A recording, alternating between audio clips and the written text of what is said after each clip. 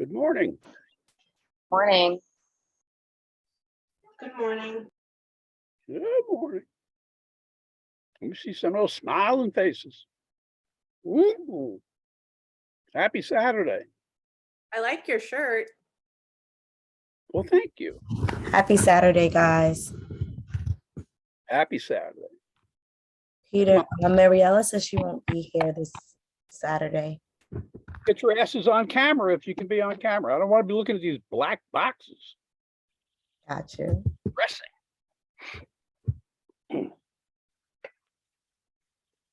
Okay. Anybody have any news? No news. Yeah, I don't have lives. Shallow, hollow, desperate, and empty. Ooh. I started my notary business, You started the what business? mobile notary business. So I became a New Jersey notary and signing agent. Excellent. Yeah, something to do at my discretion. Always a need for notaries. Yes. Yep, absolutely. Good. So what I want to do is we'll touch back on the logical, just kind of sum it up. We'll always be coming back again. We're coming back to everything. So again, there are three phases to this. So we're now in preparation phase, which means I don't care about time conditions. And you really are focusing on thinking about how you think. And I mean, it sounds stupid, but lawyers are paid to think a certain way. And that's the adjustment you're making. Say, you're not learning anything more. There's no content to this. It's just how do you approach issues, problem solving? Then you have to approach it like a lawyer. So in this first phase, my goal is to introduce each of the three sections and and put you in a position where you get what's going on. That doesn't mean you're going to be real good at it. You might be, but you don't have to be. You can get better at it. So again, I analogize to that golf lesson where it's technique. And it's okay if you step up and the ball shanks way to the right or way to the left, or the club falls out of your hand or whatever. That's all okay in the first phase where you're kind of just learning the technique. And so that's what we're doing here. In a month, you'll go to the second phase, which is if you didn't put in the time to learn the technique, but the second phase is not going to do you any good. Because that phase is, okay, so you think you now have the swing of this. Let me see you hit a few balls. Let me see what you can do. And if the balls you hit a month from now land closer to where you intend them to land, well, then you know you made progress, right? If the balls are still shanking off to the left and shanking off to the right, well, whatever you did didn't work. And then you have to go back and say, okay, it didn't work. It's not the end of the world, but I've got to go back and do more preparation. Right. So the phase one will come back to everything. So while I want to like sum up on logical today, that doesn't mean we're not coming back. My goal in logical is to give you the swing. So it's issue, and that's the question. That's the question you're posed with. The rule, and that's the argument you're given. Application or analysis, that's applying the issue to the rule. And that's where you're reading textually. So you got to be reading textually. You got to slow your asses down and say, okay, there's a period. There's a reason the period's there, right? And let me make sure I understand what the writer wrote. And the whole point of that is to draw the conclusion in advance of looking at the answer choices. You're not going to be perfect. You're not going to get the ball exactly where you want the ball. But if you wanted to hit the ball 200 yards straight, And the first time you shanked it, and then after a lot of practice, you're now hitting the ball 150 yards and slightly to the right. Well, you're not where you want to be, but man, it's progress. So stop beating yourself up, if you are, right, over not getting everything right. You got to be a freak to get everything right.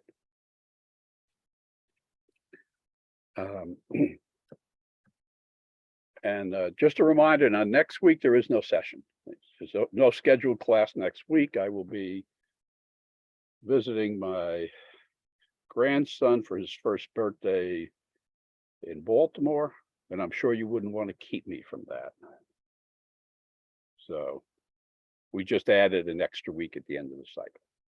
You're not losing a week, but you'll have Labor Day weekend without me, if you can imagine that.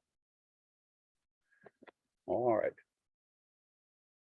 So do you have anything based, if you have been doing work on the logical reasoning during the week, do you have any questions?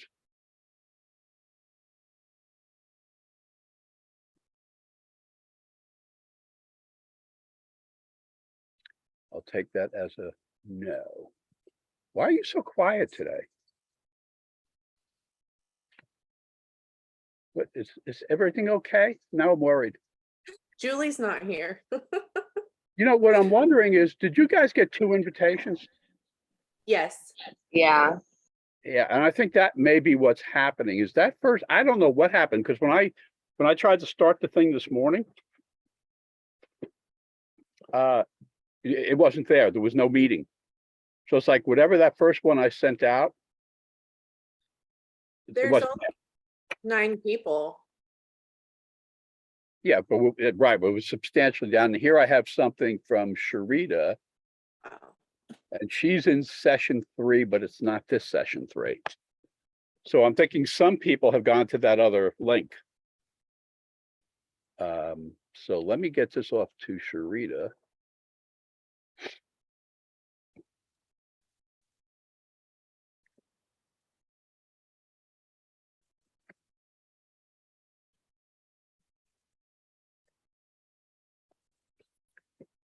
This.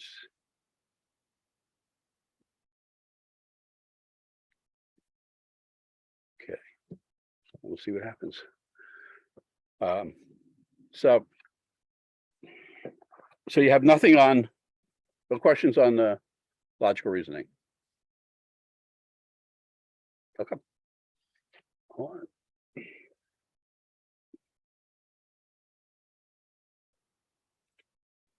So analytical.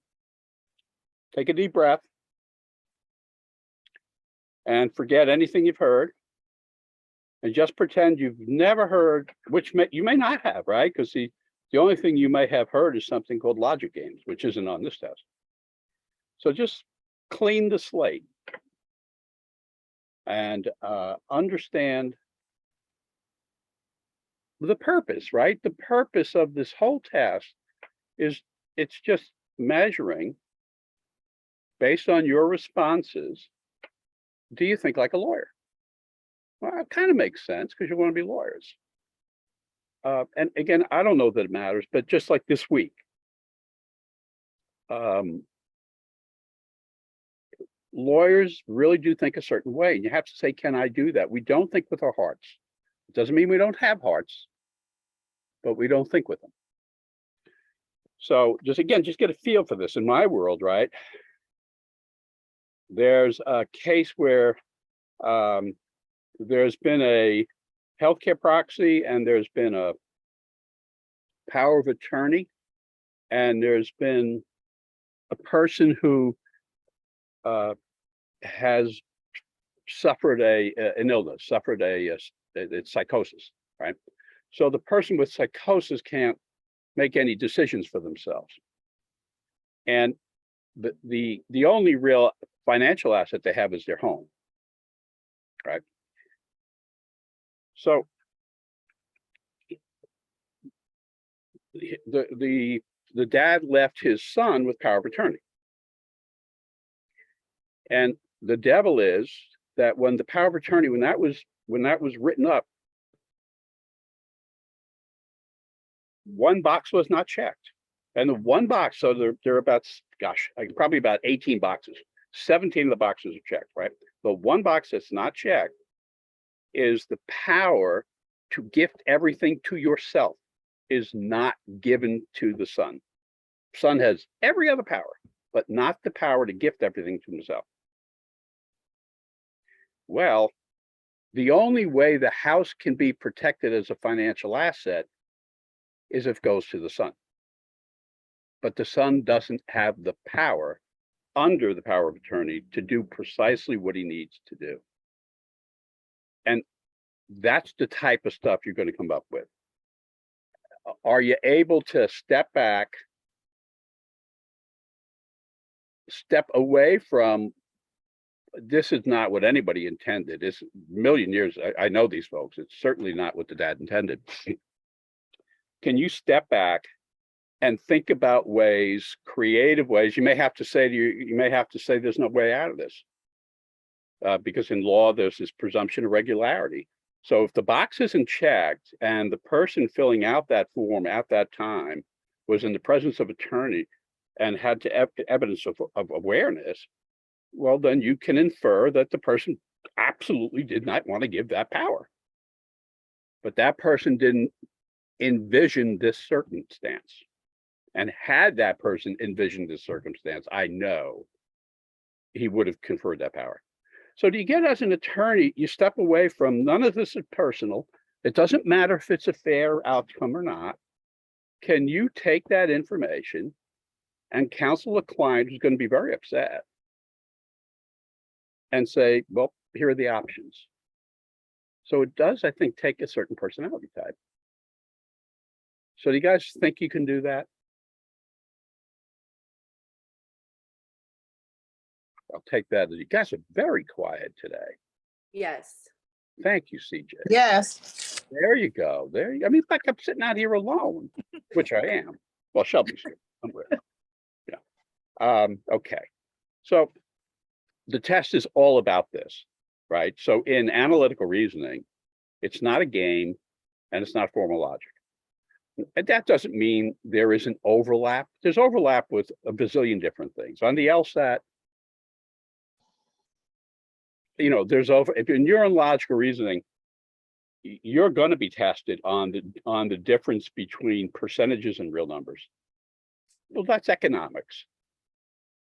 In reading comp passages, you're going to get stuff in international relations. Well, that's international relations. There's overlap. So throughout the test, there is some overlap with what I would consider formal logic, because if you use an if-then statement, you can say that's formal logic, but you don't have to say it's formal logic. And language is everything. If I use a word, let's use a word you're not likely familiar with.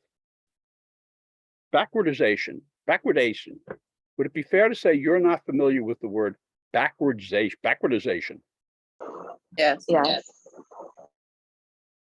And when I use that word, if there was a more direct way of explaining it without the word, might it well be the case you could completely understand what I'm saying, but you don't have, all you have is my word, and that's not enough. So that's what a lot of this is. One word unfamiliar to you may represent a concept that's not at all unfamiliar to you, but the word is. So the reason I bring this up is go into analytical. And if I start talking about antecedents and consequent, how many of you in the past 3 days have used the word antecedent or the word consequent? Talk to me. Come on. You gotta give me, I'm gonna go. None, Flip me the bird, do something, but just don't let me sit out here like none.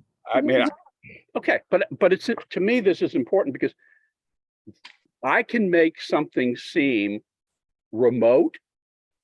I can make something maybe seem like it's over your head, like I'm just so smart. And it's a fake, well, it doesn't have to be a fake out. But So you don't use the word antecedent and you don't use the word consequent on any kind of a regular basis. So they're not dear to you. They're not part of your regular life. Is that fair to say? Yes. How about the word if and the word then? How many people have not used the word if or the word then in the past 3 days? I've used it. Me too. Yeah. Son of a bitch. Mhm. But antecedent is the if and consequent is then. So if I'm communicating with you and I really want you to like to understand, why would I be using terms that are more difficult and more unfamiliar to wrap your brains around? Why would I do that? Either I'm incompetent. You said antecedent versus constant? Antecedent just means if. Yes. That means consequent, Consequent. yeah, means then. Nothing more, nothing less. And what I'm saying to you is if you go through some kind of, once you label something, you have the opportunity to mislead. Because if you label something incorrectly, you don't know what the content now, you're trying to connect the content to something to this label, right? But the content's not this label. And so a lot of analytics forever, folks come in and they have this way, way more complicated view of analytical as though it's some science or it's math or something. It is deductive, but it's not science, it's not math, and it's not formal logic. And, we'll discuss the if-then statement, but if-then that's legal stuff. In my world, so when you're a lawyer, how are you going to make that more complicated? There's no lawyer on the planet who's talking about antecedents and precedents. You're going to be talking about conditions subsequent, sure. So a condition subsequent is something that hasn't happened yet, right? The condition precedent is a condition that has occurred or must occur. So the legal terms will be there for you when that time comes, but for the purpose of the LSAT, how about this?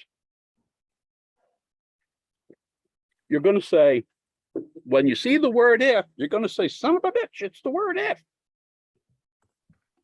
When you see a comma after the word if, that's the then. Another way of looking at that is cause and effect. The if is the cause, the then is the effect. So if you're more comfortable with cause and effect, which again, you'll be heavily tested on in logical reasoning, that's presented to you as oftentimes as if then. And if you prefer calling this stuff the antecedent and the consequent, then okay, beat yourself up. So the purpose of analytical is you're going to be given situations. The entire test is situational. That's why memorization doesn't work, because you've never seen the situations before. And that's what law school is. Law school is your final exam will be situational, meaning it's never been given before. It's a brand new hypothetical. It's always testing you on the same stuff, but with a new hypothetical. So in analytical, what they're testing is your ability to organize, manage, and solve the whole bloody section. And would that make sense? As if I were representing you, would you want me to demonstrate the ability to organize material? Yes. Yeah. Yes. And would you agree with me that you probably know folks who you wouldn't trust to organize material? Yes. Yes. Yes. So it's not for everyone, but it's not for everyone. That's what I'm saying, right? Yes. Okay, but for a lawyer, you have to be able to organize, but that's step one. Step two is you have to be able to manage what you've organized. Because organized doesn't mean everything ends up in a fixed place. Organized means, what did I make last night? scallops. So we did scallops and risotto. In the risotto, we had broccoli stems, we had mushrooms. So do you get, again, cooking to me is very analogous to this way of reasoning. Would it be fair to say that in advance of the meal, I had to organize? I had to get all the ingredients. Yes. Yes. Yeah. But managing the ingredients is a distinguishable skill from organizing them, right? Meaning managing them is, okay, but when does the broccoli, when do the broccoli stems go into the risotto? Did it go in the beginning? Did it go in the middle? Did it go in the end? How's that different from the mushrooms? When do they go in? But in other words, what is the order in which I decide I will proceed? Is that distinguishable from just organizing the things? Talk to me, come on. Yes. Yes. Yeah. Yeah, because what I'm giving you is analytical. So you're from now on, you're going to think in analytical. I'm in one of three places. I'm either in organizing something, or now I'm done organizing. Now I'm managing the thing I've organized. And the purpose of all this is just, would you like the meal to turn out to be edible? Yes. Yes. Well, where's Aristotle? So what I did in the kitchen last night is no different from what I do in the courtroom. Meaning the high level skills are the same. I organize, I manage, and solve. So I'm not going to be doing anything different as I attempt to assist in this case on the power of attorney. I'll be doing the same thing. It's organized, which is to get all the information, but then it's to manage, which is to manipulate the information. And the purpose is to solve, if it's solvable. So if that's what analytical did, would you agree with me that it appears to have some bearing on law school? Yes. Yes. Well, that's what it does. So what we're going to do today is here's what we're doing, and you'll need Law Hub, right? But you're going to approach analytical in an analogous way that you're approaching you're approaching logical reasoning. Just think like lawyers. Just force yourself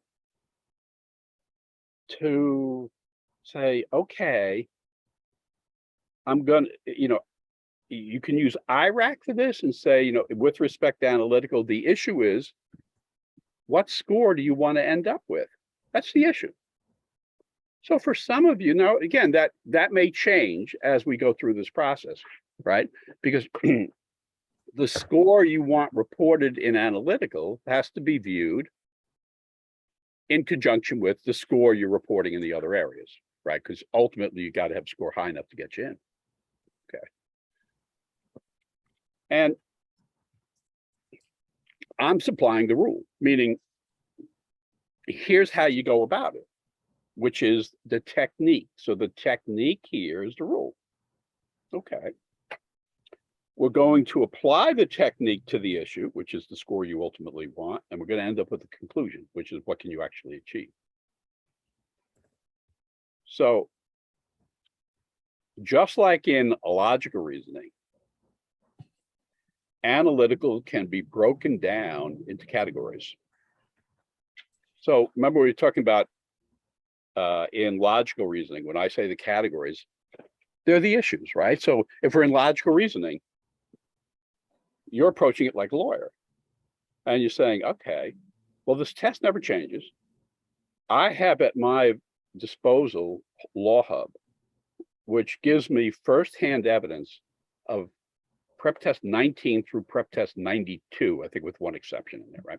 But you have this just, it's a lawyer's dream. It's like grand jury minutes I never had. It's like, you got to be kidding me. I have all this testimony.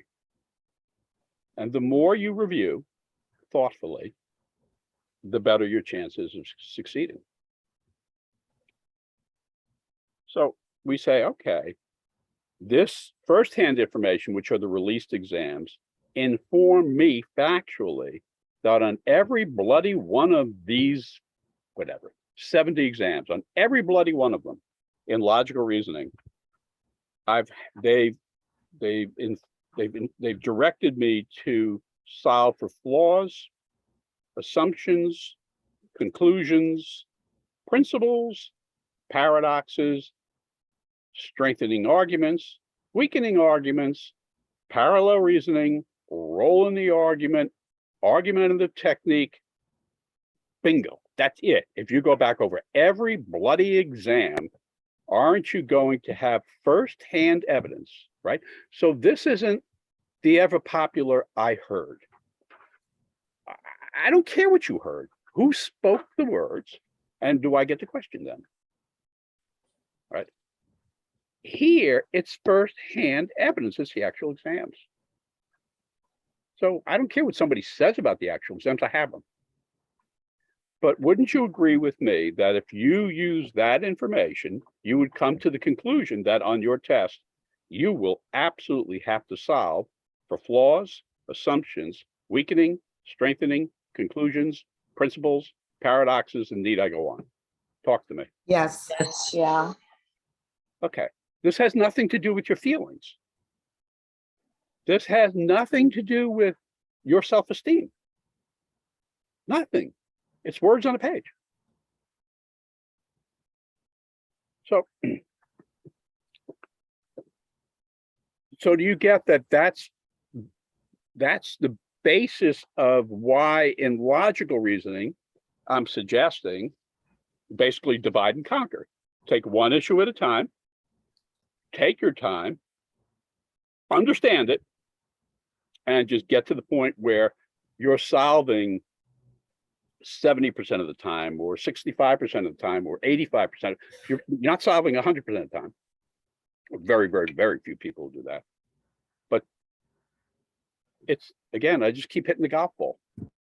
And eventually it's probably going to go where I want it to go.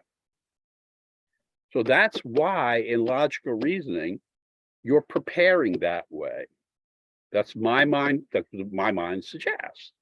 Okay. Well, now we're in analytical. And it's the same technique. Now in analytical, you're obviously not going to get issues, right? So then I'll say, so what's analogous to issues? Well,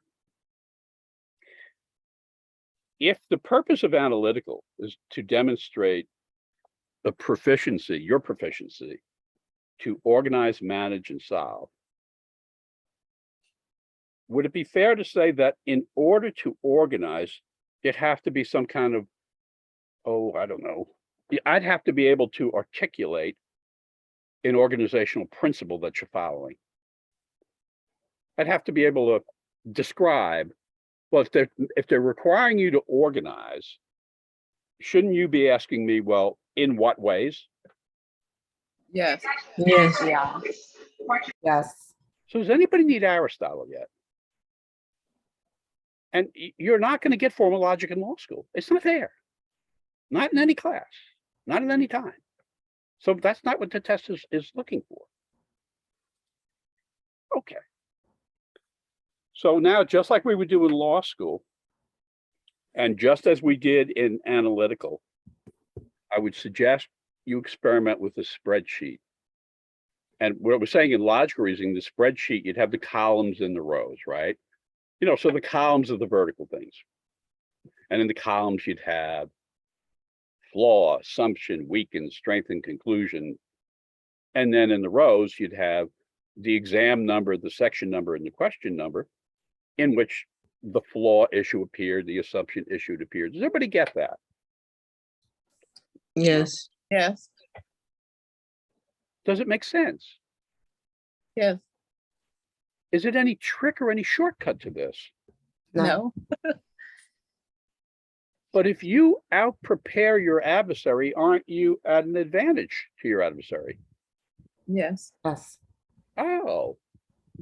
And who decides how diligently you prepare? You Myself. you No. do. Go Mhm. figure. So it's okay to fail. That's perfectly fine. You're good to fail. You know, if you want, I just make me your screensaver if you want somebody who's failed. You know, that's not the fear you should have. because you don't control the outcome. There's no case I tried. There's no appeal I argued ever. And they've included homicides where I kind of knew I was going to win. No.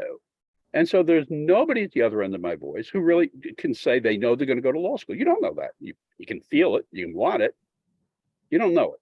And that's okay. And it's okay if you don't go to law school. But it's not okay if you lose the opportunity to understand how to prepare. Because then you're far more likely to go to law school. And even if you don't, you'll be a terror in whatever you do. Would you rather would you rather be treated by the physician who's really prepared or the physician who's less prepared? That's really prepared. Really prepared. If you're buying a home, would you like the project engineer who's going to look over the home to be really prepared or kind of prepared? Really prepared. So you're going to take the LSAT. You're representing yourself. Doesn't that mean you should be really prepared? Yes, Yes. Doesn't that mean Yes. you have to work? yes. Oh, that's inconvenient. That's what this is about. Again, you have to have the capacity to do it. But that really has to do with the psychology. So what we're going to do in analytical is just the same way we did in logical and the same way you're going to do in law school. I'm going to give you the category, the organizational principle, and I'm going to have 4 of them, not 100. You know, it's not Baskin Robbins ice cream. There aren't 114 different flavors. There are 4 organizing principles they test you on. That's it. Just keep in mind the big picture in analytical.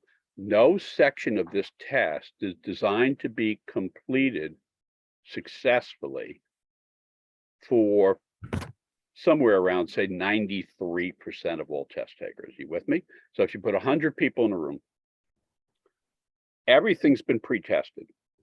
So everything you're looking at has already been on an LSAT. It just hasn't been released.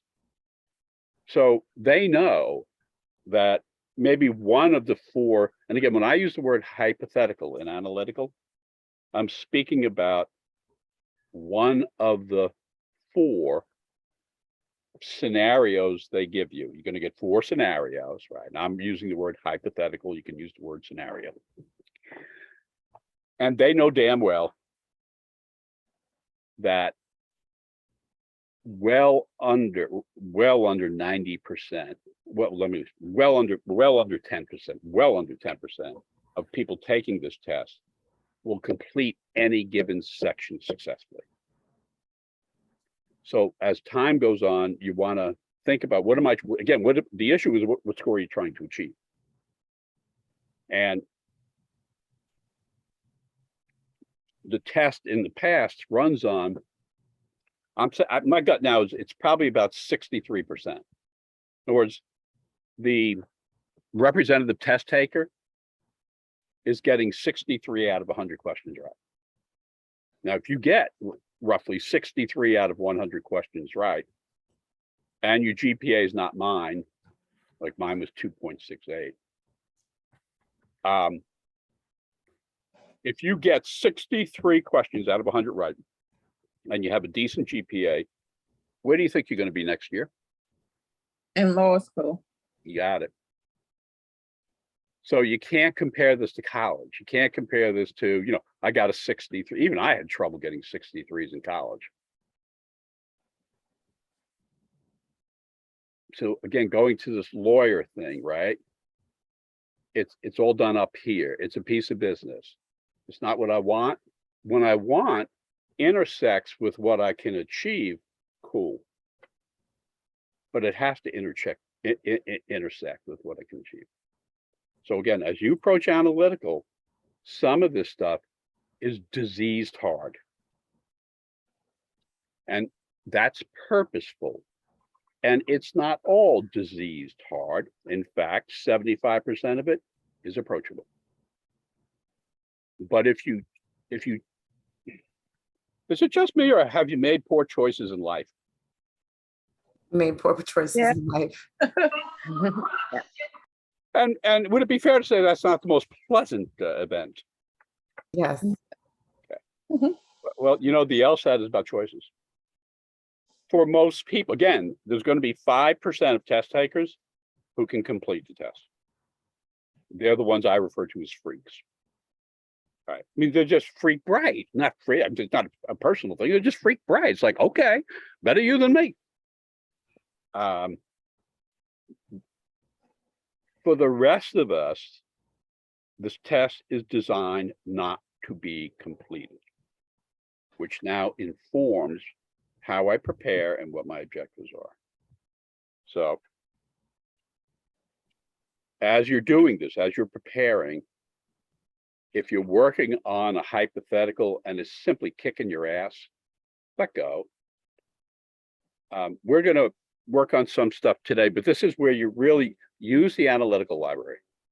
Because in the analytical library, I'm in the classroom, I'm in front of the whiteboard, and I'm drawing what you're reading in real time. And so you're going to be able to see how my mind, not that you want my mind, but you're going to see one way in which this foreign material can actually be organized, then managed, and ultimately solved. So what you want to do here is, first, we're going to work today just on identifying these 4 organizing principles. Look at examples of them. In the analytical library, for the most part, it starts in exam 52. And so that's probably a good place to start. Say you go from exam 52 to 61. That would be 10 exams. And you have Law Hub, right? So think about what works best for you in preparation. First, you want to say, did I get enough information over the weekend so that I can identify the organizational principle? And when the answer is yes, how I would proceed is, again, you would take, for analytical, I would take 52 through 61, 10 exams. And I'd say, one of the organizational principles that was identified is relative order, which we're going to talk about now. What is relative order? That's one of the principles. And I would identify the examples of relative order in those exams. And then I would start, again, no time conditions. Forget, you're learning how to learn. Forget time. And then I would say, okay, now I've identified, right, the examples of relative order in these 10 exams. And let me work on them. So that means I may be skipping from prep test 52 to 55 and then 55 to 57. Don't worry about it. Consider it just one volume as though there were no numbers. That's how I would do it. So, but it's definitely, well, my gut is it will be helpful to do the preparation in conjunction with using the analytical library, which is available to you through your account. Does anybody have any questions on that? No. Oh, Beautiful day. Okay, then what I'm going to do here is we'll start examples. So I'm going to look at, now I'll be jumping all over the place with the examples I have, right? are we on relative order? Yes. Okay. So well, I'll give you the 4. The 4 are this. And then the important thing are the examples, because the words, without the examples, the words don't mean anything. With, you know what I'm saying? But with the, oh, that's what he means by that. That's how you learn in law school. It's not that bloody hard. Somebody uses a term you're unfamiliar with, estoppel. Shoot me. Estoppel? What in God's name is estoppel? But then somebody gives you 3 examples of estoppel, and you say, well, why didn't you just give me the examples? I understand those. I just don't understand the word estoppel. So the categories here are going to be relative order, fixed order, assignment, and either or. But I'll say them again. We'll be going over them at length. But the important thing is to be able to see. So like when you take the test, just like in logical reasoning, there'll be no surprises. And there'll be no surprises in analytical reasoning. They are testing, can you organize by these concepts, which are very down-to-earth concepts. Relative order is one. Fixed order is a second. The word assignment can be misleading. So you're not just looking for the word assignment, because the word assignment can often appear in a fixed order or a relative order hypothetical. So it's not the word, it's a conceptual understanding of what does that mean? How are we using the word assignment? Because it can be used multiple ways. And then the final one is either or, which is the least heavily tested. So like on your exam, and I say, if you go back, the beauty of this is you don't look, I'm just Peter. I'm familiar with this test because I've been doing this since I had hair. But that doesn't make me right about anything. Makes me familiar. Doesn't mean I'm right. But you can go back to prep test 19 and come all the way forward. And you tell me if you don't find fixed order, relative order, assignment, and it's actually a hybrid. It's actually, there's a combination. What I'm leaving out is the combination where they have you do both assigning and ordering. So, so there is a derivative in there, right? So it's either fixed order, relative order, assignment, some combination of those two, like where you're both assigning and fixing an order of things. And then the last thing is either or. So we're going to try to come up with examples of each. And all we're trying to do here is to get what I'm trying to do today.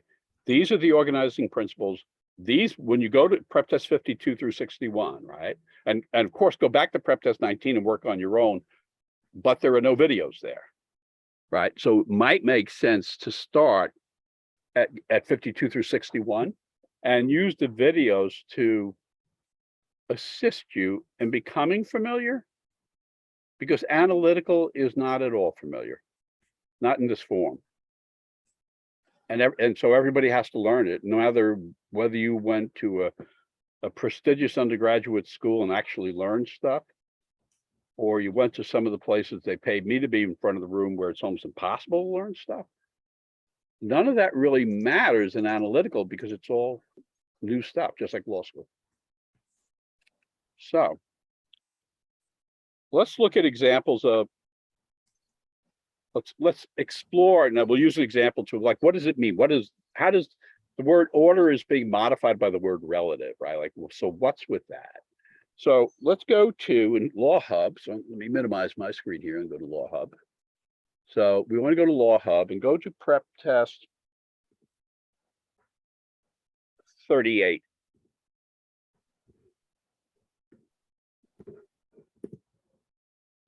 Good. Prep test 38. And we should be in section 1. And you want to look here at questions 1 through 7. Questions what? Questions 1 through 7. Gotcha. And let me go to, so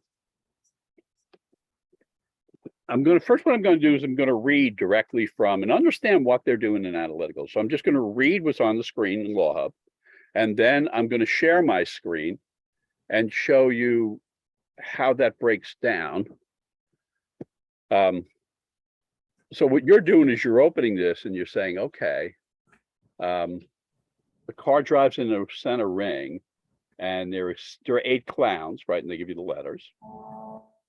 And they get out of the car 1 clown at a time. So stop there at that period. Would it be, does everybody agree with me that once you say they're getting out 1 at a time, you've implicated that there's an order to this? Yes. Yes. Okay, because they're going to keep repeating the words. They're not trying to trick you. So order is a dominant concept. It's an incredibly important concept. So you're looking at words that are commonly used in analytical, from which you infer, which of course we discussed what inferring involves, from which you infer, okay, they want order. Now, maybe they want assignment in addition to that, but they'll have to tell me that. So the concept of order is, think about regular life. If you see the word scheduling or schedule, does that implicate ordering things? Yes. Yeah, it does. If you see the term consecutive, does that implicate the ordering of things? Yes. Yes. I want you to think about it, because again, what you're trying to do through your preparation, you're making this a recognition test. It's so law. It's a lot of work. Because to get to that recognition, you have to go through the preparation, unless you're just freak bright. And I'm not. But I think I'm pretty good at preparing. So I'll catch up to the freak bright person, and then I'll actually have the ability to communicate with people who aren't freak bright. So you want to think about, you see the word schedule, it's ordering. You want to see the word order, of course, it's ordering. You want to see the word sequence. Well, if I say 1, 3, 5, I really kind of think you're going to say 7. So the word sequence is in this world. One after another is in this world. Days of the week. Anything that says, oh, I'm going from left to right. Yeah, okay. And in law, you can't, I mean, it's silly, right? But you could be the most gifted litigator on the planet, but if you can't schedule your witnesses, you're not going to practice law. So to schedule is to order. So ordering is, it's not just foreign concept, it's just, it's necessary for you to be a lawyer. And so this is your opportunity to practice different ways of ordering, which is one of the organizational methods. And the only question left to you, once you say, okay, this is order driven, the only question is it relative or is it fixed? And then the final line here is the order in which the clowns get out of the car is as follows. Okay. All right. So, and then if I look at the constraints they gave me, V gets out at some time before, let me just, let me share the screen. Bear with me here. Let me get to, it's in notes, I think. Okay, this is 30. Appears at the top. Just bear with me. Just 37.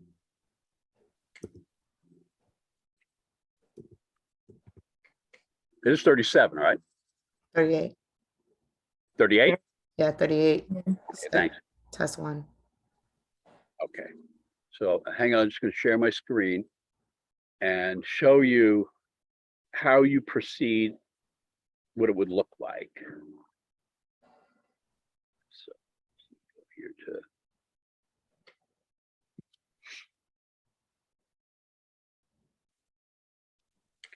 share screen.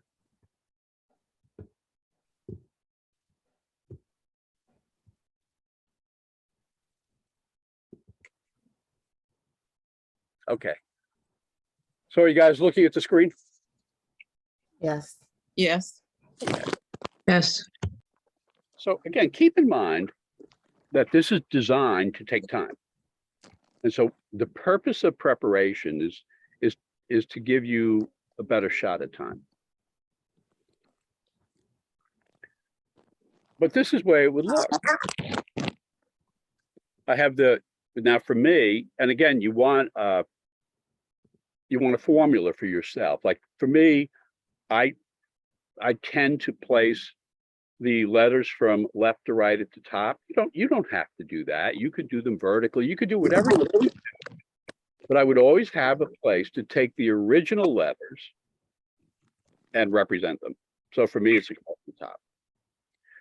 What's underneath that are the explicit rules. So remember, I mean, what they're doing is when they tell you there are these 8 clowns getting out of a car, when you get to the colon, right, those two little dots, they're saying that was the original law. So any clown could get out at any time. They just had to come out one at a time. What the constraints do, which are underneath, is they change the law, they amend the law, which of course is how statutory stuff works.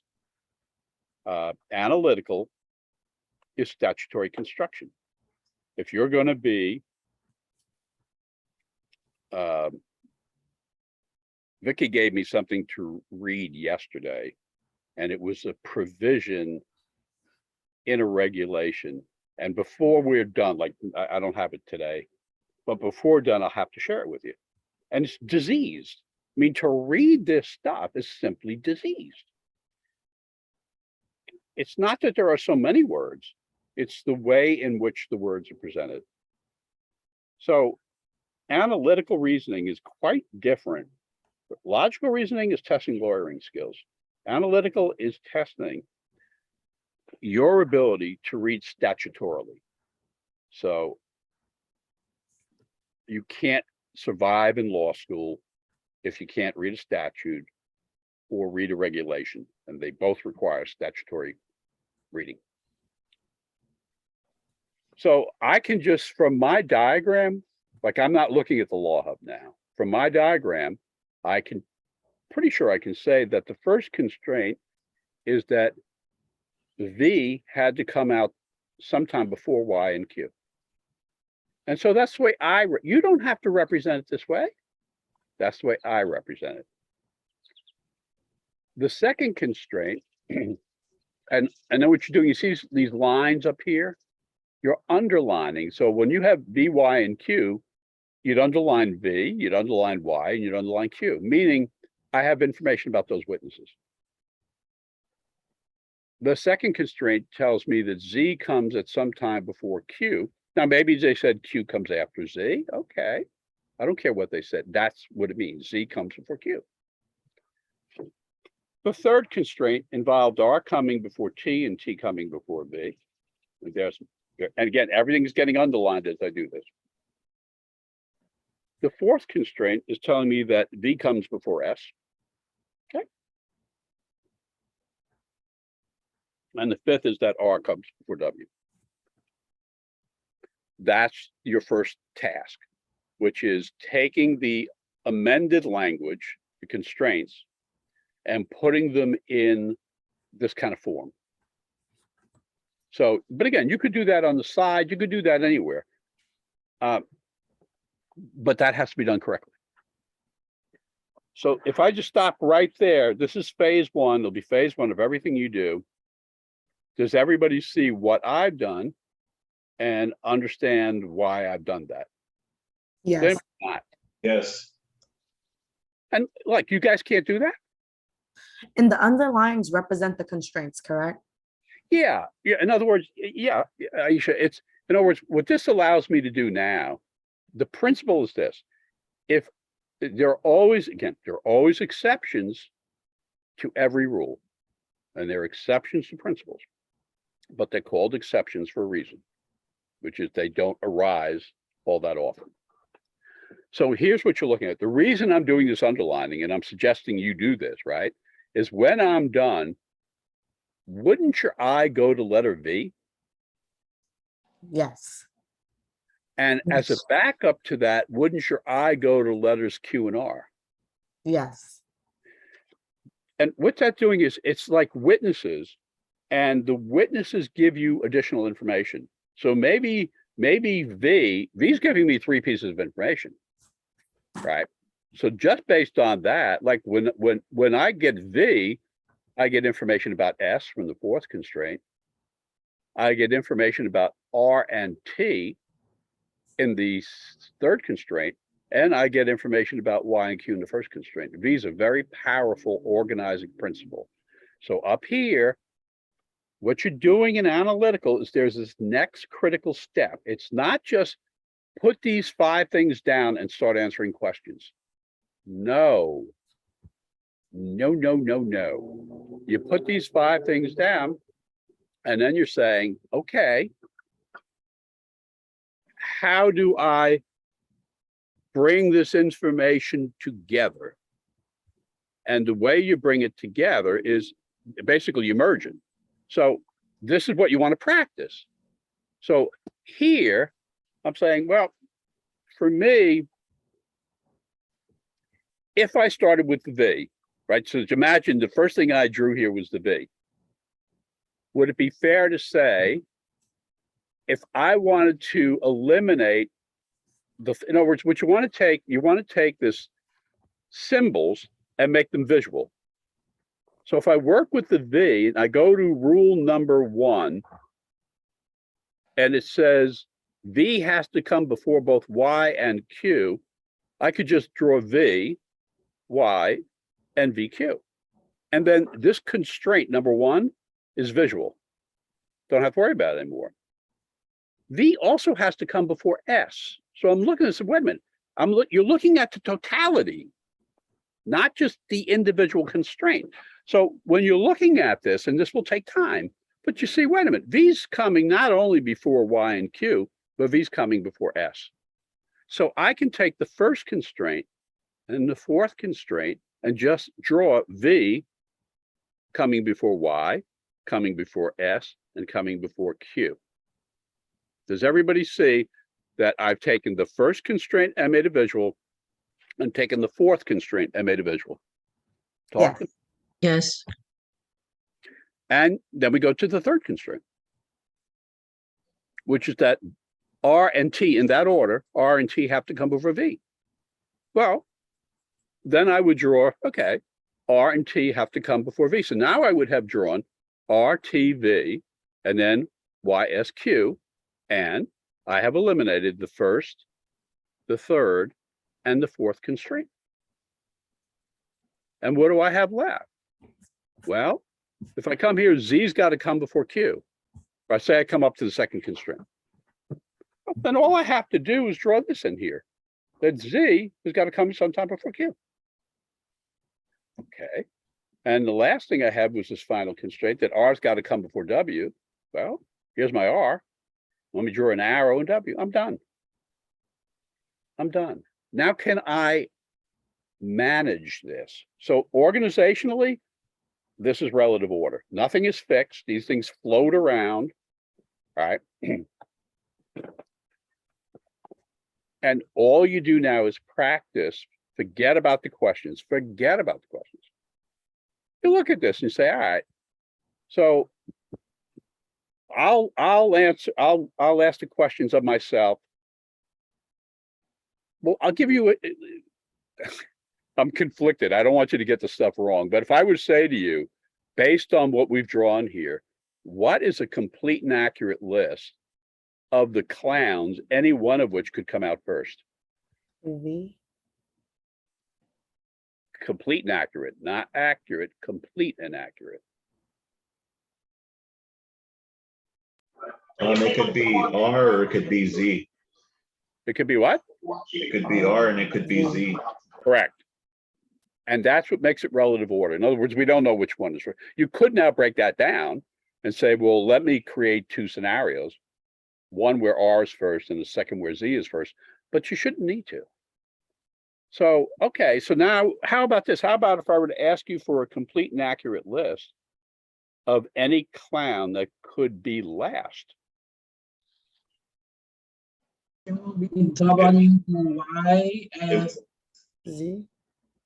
Q. And W. And yeah, you see how your eye has to pick up the W. You know, you can tell who can be assigned to go last simply by the absence of a right arrow. You see how W has there's no arrow coming out of a W. So like, if you just rely on your eye, it looks like W's got to be towards the front. Just like if you were just relying on your eye, it looks like Z's got to be towards the middle. But it's not your eye, it's those arrows. So in terms of who could be last, Yeah. W, Y, S, S, Q. Q. Now, and this is what you do. In other words, if you're going to do like a study group and you're going to go into analytical, forget about if somebody's saying, don't worry about the bloody answer. If you can do this, this is very likely going to be on your test, and it never changes. It can be more complicated, it can be less complicated, it never changes. So the skill you're trying to acquire is to be able to draw the diagram correctly and then interpret it correctly. And you know you can do that. I'm going to pick a letter out, and then I want you to try to give me a complete and accurate list of the positions it could be in. So I'm going to go with the letter V. What is it? So you have 1, 2, 3, 4, 5, 6, 7, 8, right? What is a complete and accurate list of the positions that V can be in? 3. Well, 3 is accurate, but is it? 4 and 5. Ah, there you go. Now look how you do it. And again, you're all looking at it for the first time, right? It's just keep looking at it. The way you find out where a letter can be situated is you say, well, wait a minute. Well, V, you just told me V can't be first or second, right? Because R and T's got to come before it. So you're not first or second. And V's not 8th, 7th, or 6th. Because Y, S, and Q all have, whatever order they're in, I don't care. V is excluded from the final 3 positions. So V is excluded from the first 2 and from the final 3. Well, I don't know about 8 of them, so I don't know about 6, because that would require 9 positions. But how about V could be a 3 or 4, 3, 4, or 5? Yes. Yes. Yeah. That's your answer. That's what I want you to do. In other words, it's just a different way. I think you're so accustomed to, let me check the answers and stuff. And what you're missing when you do that is if you learn to develop this carefully, you're going to get what's meant to be right. There's still going to be stuff that you're not going to get. But when you can provide a complete and accurate list for each of these 8 letters, you're on the road to success. So is everybody okay? Because I do want to move on to other examples. Is everybody okay with what we just did here? Yes. And you can, by all means, if during the week you want to take this and then you want to work on the actual hypothetical, that's fine. But my preference is just practice organizing this stuff so that you can read it. 1, that you can recognize its relative order. 2, you want to practice this first phase, which is just be careful. It's statutory. It's designed to capture careless error. Then the third step, which is marshaling the evidence. So it's not just putting these 5 constraint downs and running to the answers. No. It's pausing and bringing together. You've got to have a theory of your case. So theory of this case is V with R and Q. And then you're saying, okay, what I want to do now is take the information in the individual boxes and like links in a chain, join them together. So we okay with that? Okay. All right, let's move then to test. Was there a question? No. Okay, so let's move to, at least stop the share. And let me get back to Law Hub here. And let's go to prep test 45. Oh, crap. I sent Law Hub away. Okay.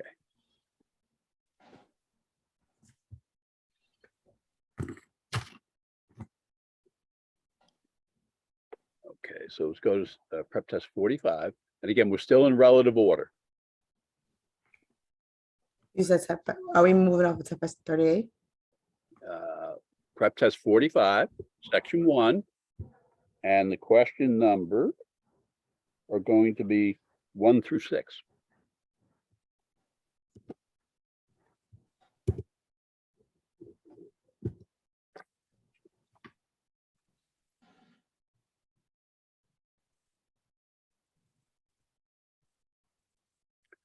And let me get my notes up here. This is prep test 45.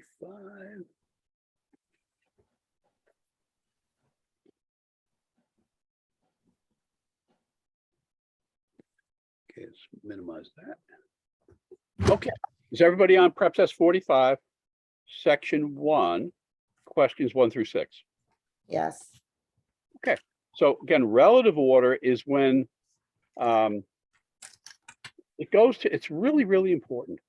Like the stuff in regular life, there's not much need to be aware of relative words, but in this business, it's critical. And man, relative words are a dime a dozen.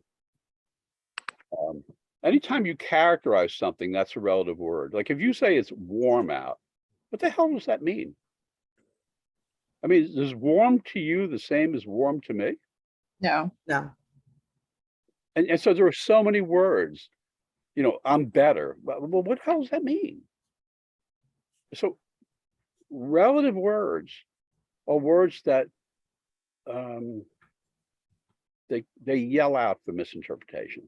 And statutory construction is the cure for that. There are no relative words here. If so, we look at this one and you're saying, but are the relationships relative? So if you tell me that somebody is earlier than somebody else, isn't that relative? Yes. Like how much earlier? Like, why don't you just tell me where they were?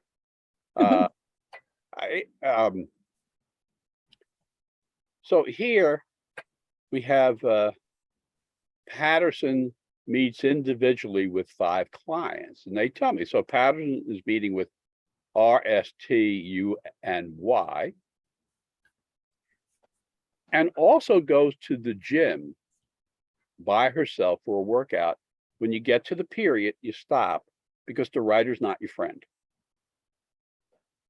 So you have to stop and say, wait a minute. If you're saying to me that Patterson meets individually with 5 clients, but then you're also saying Patterson goes to the gym, aren't you saying there are 6 things I need to follow here? Yes. Yes. And if you don't read that carefully, do you see how easy it is to, when you get to represent this with symbols, do you see how easy it is to do it incorrectly? Yeah. Yes. Yeah. And that's purposeful. It's not a trick. It's statutory. It's what you're going to get paid for. So if I'm the attorney, I'm going to look at this language and say, well, here's what I believe it says. And what I believe it says is there are six things I need to take into account, which is when Patterson meets with each of the 5 clients, and also when Patterson goes for that workout, which is to the gym. Okay. But that doesn't tell me whether it's order or not, but the next sentence does. Patterson's workout, so then they tell you what they want filed, right? Patterson's workout and her 5 meetings each start from 1 to 6. So is everybody okay with me that they would identify this as order? Yes. And then you're saying to yourself always, okay, is it relative or fixed order? And we know it's relative order because that's what I'm handling first. Okay. And then you would come down to these individual constraints. And I'm going to do the same thing. I'm going to share with you the diagram that I drew, where I'm not going to be looking at Law Hub. I'm going to be looking at the diagram. And I should be able to read from the diagram the language that appears on Law Hub. So let me minimize this. Back here. Share screen. Notes. Share screen. Okay, you guys looking at the diagram? Yes. Yes. Yes. yes, So do you see, now again, this isn't about copying what I do. You have your own mind. Your mind's going to gravitate to a way of organizing that's natural for you. I'm just Peter. If this works for you, by all means do it. But this isn't the only way. So, but do you see how the way I'm organizing it is the same way in the other one, right? I'm putting the letters from left to right at the top. And now I'm gonna put in symbolic form or shorthand, if you will, right? I'm gonna put in shorthand what the information was. Okay. So I was told that S had to come before W. I was told that W had to come before T. I was told that W and Y are consecutive. You see how that's why I have these two little guys down here? See, when in the first two, I don't have those two little guys, right? So for me, these two little guys in the shorthand means they're consecutive. So W and T don't have to be consecutive. They can be, but they don't have to be. S and W do not have to be consecutive. That they can be, but I haven't been told they must be. W and Y must be consecutive, but see my little huffy, right? That's my little huffy. My little huffy says it's reversible. So if this just said W's got to come immediately before Y, that little arc wouldn't be there. You don't have to use any of this. You just have to get it right. Okay. So W and Y are reversible, but must be consecutive. And then the final constraint is that U's got to come at some time before R. And do you see up here, we have that same pattern? If you're picking just say you just finished doing this, and every time you write a constraint, you underline the corresponding letters. And then you look up top, based on these 6 letters, what would be the theory of your case? Which letter? W. W, W. Yeah. Now, again, this isn't going to be perfect. You're not going to be perfect. I'm certainly not. But what you're going to find is reliance. You're going to begin to rely on this is a theory of the case, which sounds an awful lot more like law than formal logic or logic games. It's not. It's how you say. Again, I can't. Of all the sections, I have worked on unsolved homicides. Many of them have remained unsolved after I worked on them. But I mean, I have had a life. And there's zero doubt in my mind that this section, the analytical section, is the section most near to that skill by far. It's organize, manage, and solve. And you begin by saying the organizational principle is order. Now, is it relative or fixed? Well, I look at this and it's relative because nothing's fixed. So I write these down and now I say, okay, I have to marshal the evidence. So you're not going to write these 4 things down on the side and start answering questions. No, no chuckles. No, just say no. You're going to pause and you're going to say, let me integrate the information. So I could start anywhere. In other words, if I started left to right, right? I'd say, okay, I have to have SW. And maybe you have to erase or something, because if you went left to right, you have to erase, which is fine. I see what I would look at this and say, well, wait a minute. I want to go SW and then WY because they're next to each other, right? So I would draw this by going SW and then, well, wait a minute, W's got to be next to Y and they're reversible. And then W's got to be in front of T, which means T actually has to come after Y. But it doesn't matter. If you did this in order and you said, let me, because I'm just learning it, right? And you put down SWT, S coming for W and W comes for T. And then you said, oh crap, Y's in there with W. So erase, right? And then put the Y next to the W. You're going to end up with this sequence. S is coming before both W and Y, who are both now coming in front of T. And this is the derivative law. This is the intelligence you need to demonstrate. Because like we now know that Y's got to come in front of T, but there's no constraint up here that tells me that. It's the derivative. Do you see it? Yes. Right? There's no explicit rule up here, no explicit rule that Y has to come before T. But the derivative rule is Y does have to come before T. So take your time. Again, forget getting this stuff right. I promise you, if you get the technique, that ball will start going straighter. But if you hit the ball, you shank it to the right, and now you want to try to answer the questions, but you shank the ball to the right, you're going to get them all wrong. And then you're like, why am I even trying? So with this, I take the first constraint, the second constraint, and the third constraint, and they're all visual, which leaves me just with, okay, U's got to come before R, which for me, I just put up here. I'm done. I'm done. Now, you go through that same exercise. I call this relative because nothing's fixed. Like if you look at this, give me a complete and accurate list of who could be first. U and S. U and S. How about a complete and accurate list of who could be last? R and T. So where's Aristotle? You know, and again, you can, with respect to W and Y, right, they're interchangeable. They do have to occupy 2 consecutive places.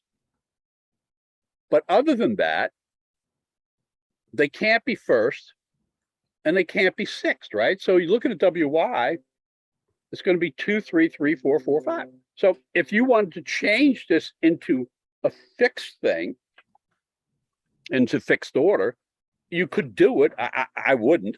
But in other words, you can change this into fixed order by saying, well, wait a minute. Does everybody get that W and Y can, neither W nor Y can go first, and Right. neither W nor Y can go last? Right. Yes. Yeah. Come on, talk to me. Yeah. Okay. And they Yes. have to be consecutive. So doesn't it follow that they have to occupy spaces 2 and 3, 4, 3 and 4, 4, 4 and 5? Yes. And you can draw that out. Now you don't know, again, it's reversible, right? So you don't know. But if W and Y occupy spaces 2 and 3, well, then S has to occupy space 1. If W and Y occupy spaces 4 and 5, then T has to occupy space 6. Do you see it? You draw it out and it becomes more visual. So that's what I want you to do. Forget, I mean, I understand if you want to answer the questions, but if you can, because you're going to take the test, right? Depending on your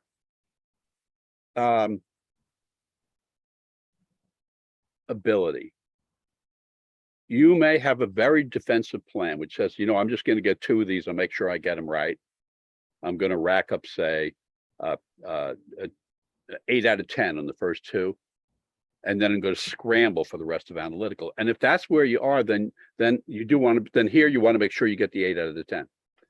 So I can take this information and turn it into 3 hypotheticals, so long as I can manage the W and the Y to know that I have them in 2 and 3, but I don't know if W is 2 or 3.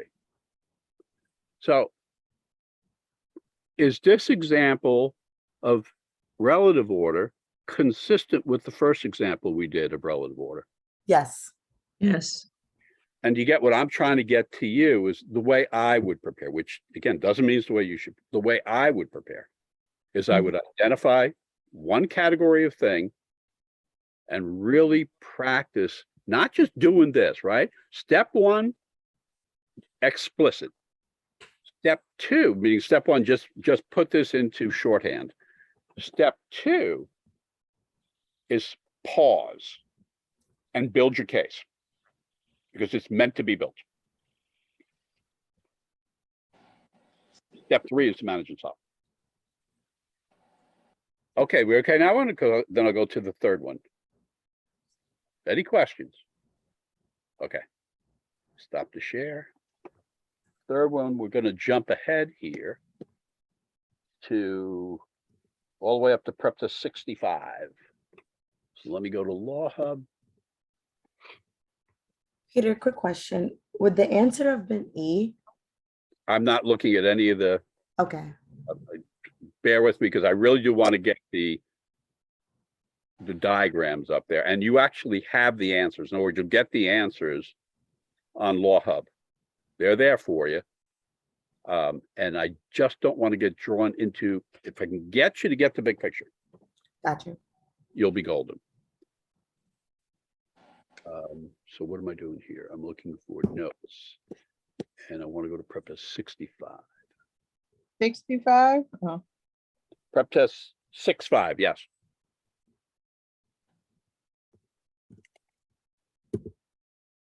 Okay, we put that down Section there. 1. Yeah, hang on. I'll be with you. Bear with me. Analytical. Oh, no. Yeah. All right. I gotta go back to Prep Plus here. This is so exciting.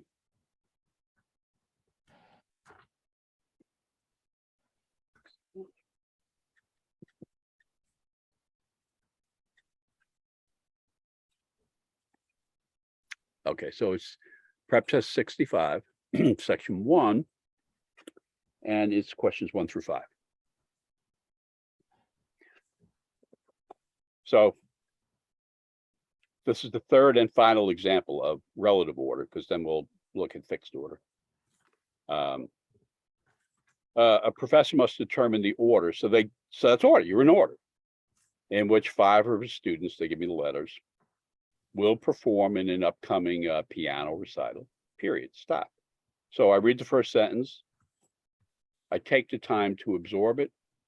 It's order, and it's only involving 5 people. Next sentence, each student performs one piece and no performances overlap. Okay, so it's 1, 2, 3, 4, 5. And the following constraints apply. So this is order. There's, I wouldn't know if it's relative or fixed at this point. I just know it's order, and the constraints are going to inform me, is it relative or fixed? Okay, so now let me go back to Zoom. And let me share the screen.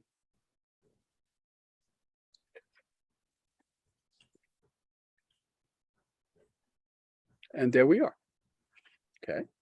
Everybody's got to, you're looking at the screen, yes? yes. Okay.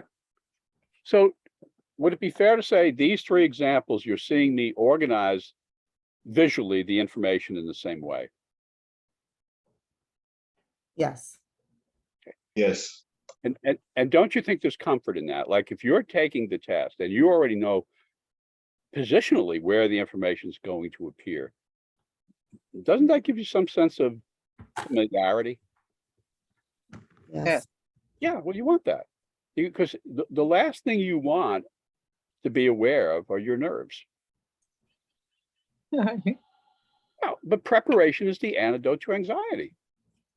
Yeah. So it's so bloody, because you become familiar with it. You know exactly what you're going to do. You're still going to be nervous. Welcome to life. But your nerves aren't going to disable you. And if your nerves do disable you, what profession should you not come into? Law. So you got to have a come to Jesus moment. I mean, if you're going to be disabled by it, then this is not where you should be. So you need to confront it and minimize it, because everybody experiences it. Okay, so now again, I'm not looking at Law Hub, but I infer based on my shorthand that the first constraint tells me G's coming before F. The second tells me that K is coming before both H and J.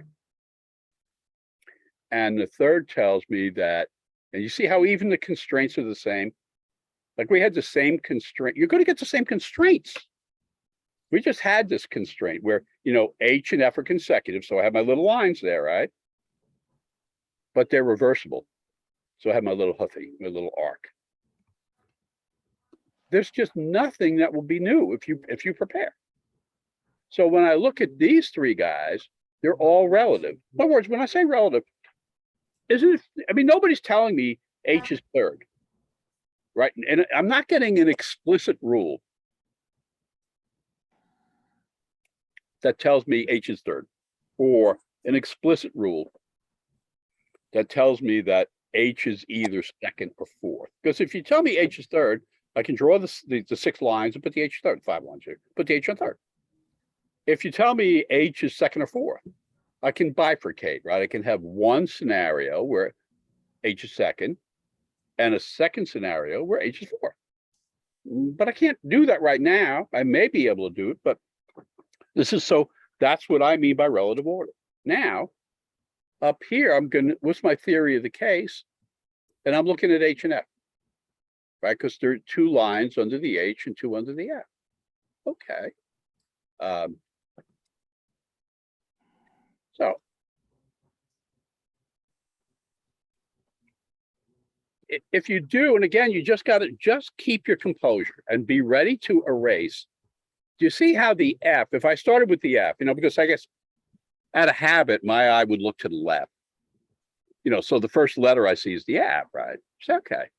And the 2 amendments or the 2 constraints that implicate the F are the first and the third.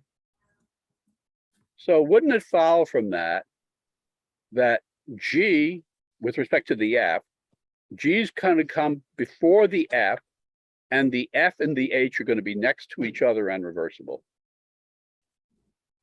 Talk to me. Do you guys see it? Yes. Okay. So the way I've drawn that now is that the G is coming before the H and the F. I should have that little hoofy up here, which I don't, right? So there should be that little hoofy up here. And I'm saying, so that takes care of the first and the third constraint. And the only other thing I have to do now is work this K, the H, and the J in there. Okay, and that's the H, right? The K has to come before the H, just like the G has to come before the H. So it's going to be, okay, so K is coming before the H and the F, G is coming before the H and the F, and the K is coming before the J, and I'm done. And again, this is, I should have drawn that arc in here. But now with that same exercise, what's a complete and accurate list of who could be first? G and K. Yeah. What's a complete and accurate? Now remember, the hoofy's got to be in that, arc's got to be in. What's a complete and accurate list of who could be last? H, F, and J. Yeah. Hey, so where's our stuff? Like you guys are getting it now. So again, and it's just putting that arc in here is critical. Right. So I certainly should have had that in there. And you're done. And what I'm saying here is like on this one, on 65, there's a video for that. So if you want to see me doing this in real time, go watch the video. Go to the Analytical Library and watch the video. But right now, focus on relative order. And I will send you a list of additional examples of relative order for you to work on. But you really do want to be able to pick these out yourself. You don't want to rely on my work product past this time. Like it's fine for the first time, but you've got to be able during the exam to make this calculation. So let me stop the share here. Okay, so my purpose was to demonstrate there's an organizing principle, and that the organizing principle is what I'm calling relative order. You can call it whatever you want to call it, right? So I'm just saying, let's call it relative order. And I'm explaining the relative modifies order because nothing is really fixed. You're not telling me any letter goes in a certain place. And everything's relative. Everything's before or after, younger or older, sooner or later. Those are all relative terms. And then there are no exceptions to my response, which is organizationally, my letters go from left to right. The constraints go underneath them. As a constraint is written in shorthand, I underline the corresponding letter above. When that's all done, the next step, which is critical, is I integrate my evidence. I integrate the information, and that's what's going to form that diagram. And if I practice reading the diagram, anything that's intended to be gotten right, I will get right. And most of what is designed to be gotten wrong, I'll get right. Not all, most. So do you have a better sense now of what I mean by relative order and how it appears? Yes. Yeah. Okay, well, then it's a good time to take 10 minutes and we'll come back and then I'll break into fixed order. And you'll have lots that you'll be able to do in the upcoming 2 weeks. All right? Okay. Okay. Take care. Thank you.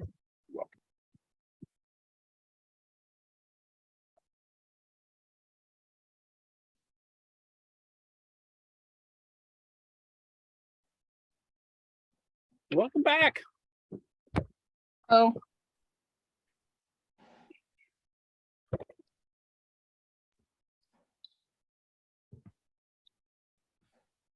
Oh. So any comments on the first half of this? Yes. What comment might that be? I looked at question 3 and I feel like it lost me because the rules changed. What was that question 2? Well, again, you're I really would prefer you not be trying. If you can just practice the development of the diagram. You see, when you go off and you start answering the questions, you're no longer developing a diagram. You're now going off and it's okay to do that, but it's not nearly as efficient to just say, let me just get the question's going to be there when you come back, Aisha. The question's not going anywhere. I promise you. Whatever questions you're getting right or wrong, they'll be there a week from now. And this process of developing the diagram correctly is the way to go. So yes, there'll be some questions where they add an additional constraint or some questions where they revise an existing constraint. And yes, they have higher levels of difficulty, but that's taking you away from what I think is the core right now. And the core is to have the ability, 1, I see it, it's relative order. 2, I know how I'm going to represent it. 3, I'm going to develop this diagram so that it's an operative law. And I'm going to keep practicing that. So, all right. So the next major area is fixed order. And the difference is they're going to allow you on the relative order, you can draw this, like say you had 7 characters. Well, you can draw the 7 dashes underneath.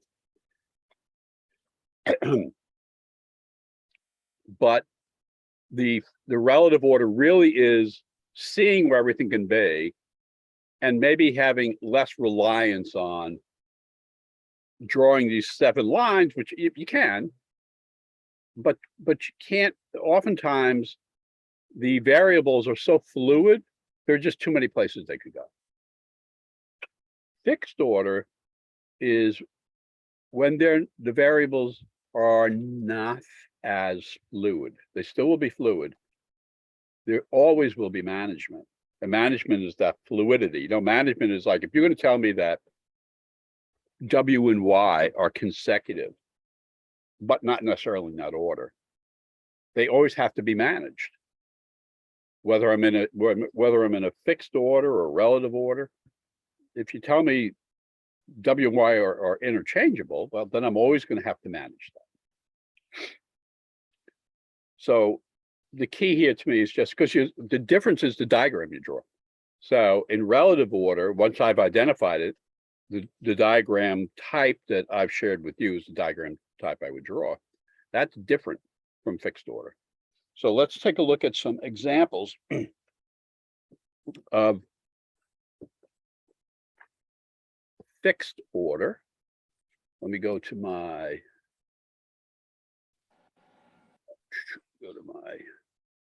bear with me as I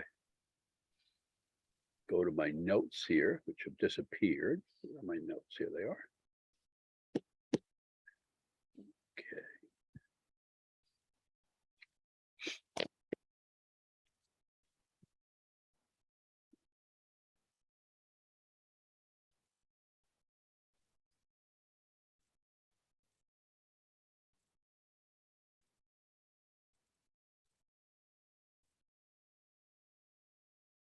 Bear with me.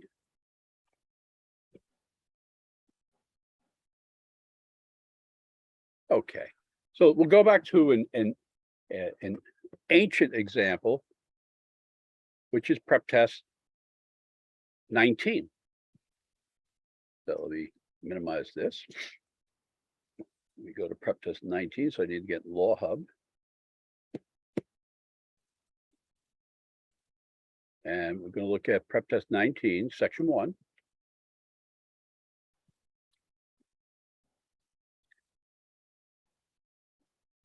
And look at questions 1 through 7.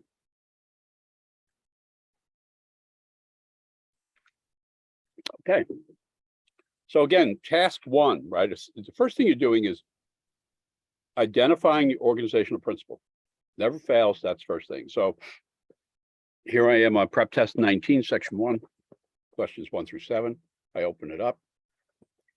It says here, during a period of 6 consecutive days. So consecutive tells me it's order. It may be something more than order, but it's order. Day 1 through 6, that's the order. There are 6 factories that'll be inspected. Okay, so it's the factories that are getting inspected on the day. So 1 through 6 just means my lines are going to be, horizontal and numbered 1 through 6. And then the factories are just going to be ordered accordingly. And during this period, each of the factories will be inspected exactly once, 1 factory per day. And the schedule conforms to the following conditions. So would it be fair to say that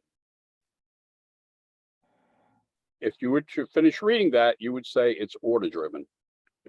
Everybody Yeah. okay? And there are no tricks, it's just nobody's trying to mess you up. Okay. So now with that information, you're saying, okay, let me diagram it. So let me share my screen here. Go to notes. And you see now this looks different. The way I've drawn this, you see that there's a difference in the way I've drawn it. Yes. Yes. And that's because of the first constraint. The first change, right? The first constraint, first amendment says that F is 1 or 6. That makes it fixed order. All right. So I wouldn't have anything drawn yet. But once you see F is 1 or 6, you have the option. You don't have to do this, but you have the option now of creating. And this is legal stuff. I mean, the legal term for this is bifurcation. And in my world, bifurcation is we're going to combine 2 pretrial hearings and hold them back to back. So it saves the court time and effort. And it's a bifurcated hearing. So this is very much a legal principle. And so you say to me, okay, F is 1 or 6. Your second constraint is that J has to come before Q. Your third constraint is that Q has to come before R. Now, if I have that correctly, it's they are consecutive but not interchangeable. Right? See how the hoofy's not there, the little arc is not there. So if I've done that correctly, that constraint should be Q comes immediately before R. And then the third constraint is an if then. So all I do on an if then is I put a little hoofy up, a little asterisk up here. And to me, that's if then. Once I see the asterisk, that means I read this as if G is 3, then Q is 5. And we'll spend a little bit of time on this just to, you know, it's so not a big deal. So now I go for the theory of my case.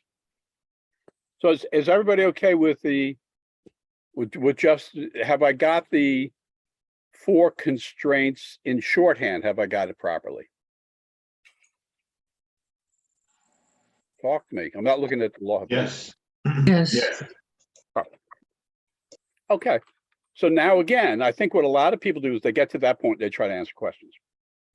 Yeah, that's not what you do. I have a lot of information there on the Q. So now up here, this tells me that the Q is the theory of my case with the F at 1 or 1 or 6. Oh, I'm blocking my own screen here. Okay, so all right. So I'm looking for the very same things. Q is the theory of my case. H, there's a box around H because I know nothing about H. H didn't come in for an office interview. So I never interviewed H, so I don't know anything about H. And H is never mentioned by any one of the other witnesses. So anytime you have no line under a character, well, that means the character basically can be anywhere. Okay, so now I'm going to develop my theory, which is on the Q.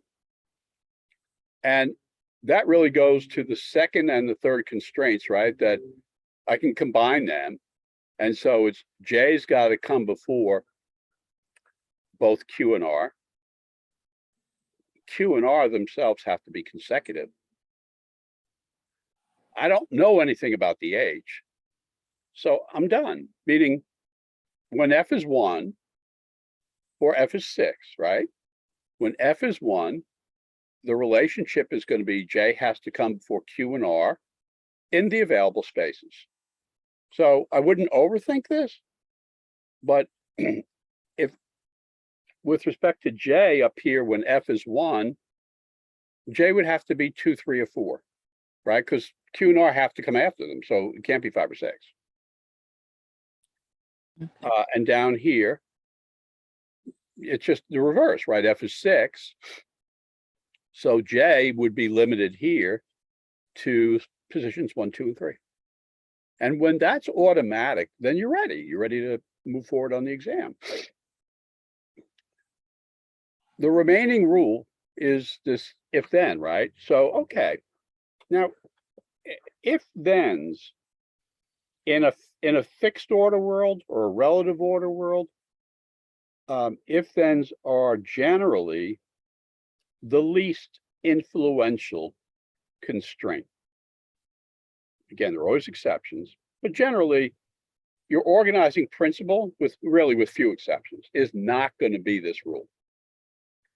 So what you do here is you say, well, they told me that F is 1 or 6. They told me that J has to come before Q, and they told me Q has to come immediately before R. There's no if then. Those are facts, right? So I've represented that. They haven't told me anything about H. And the only thing left is, okay, when G is 3, presupposing G is ever 3, then Q is 5. And so here you just want to spend some time making sure you understand this. And every if then gives you 2 laws. The first law is when the if is activated. So if I put G in 3, Q is going to be 5.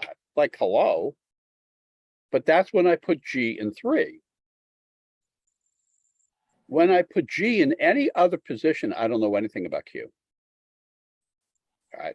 So one rule here, one law is, okay, when you tell me G is 3, then I know where Q is. And then there's a derivative. And this every if then is the same. And the derivative is this. If Q is not 5, well, then G can't be 3, because you just told me when G's 3, Q's 5. So if I'm looking there and Q's any other position except 5, G cannot be in 3. Because this says, if I put G in 3, then I got to put Q in 5. So if I'm looking there and Q's in 6, you can't put G in 3 because G3 forces Q5. And that's it. So again, I wouldn't overthink it. This is where, folks will be talking about the contrapositive, and it is the contrapositive, but you don't need to, there's no need for that language. There's no need to walk it that far up some ladder. And there's no lawyer on the planet that I've ever run into since 1987 who's used the word contrapositive. There's no law school that's used the word. It's not part of what we do. But you know what? Okay, you put G in 3, Q's got to be 5. Q somewhere else, G can't be 3. Then that's it, I'm done. So talk to me about this example. 1, do you see? The steps are always the same. I'm listing the constraints I'm underlining. I'm sorry, I'm listing the original information. Then I'm listing up here the individual amendments and constraints. Then that next step is marshaling the evidence, which is thinking about, okay, what's the theory of my case? So I have some guidance into how to put it together.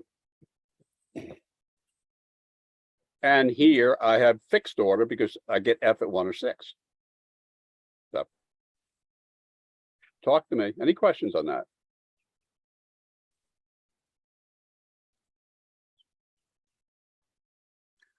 Take that as a no. Okay. So let's try a different example. And bear with me here. You'll need to keep going back into my notes.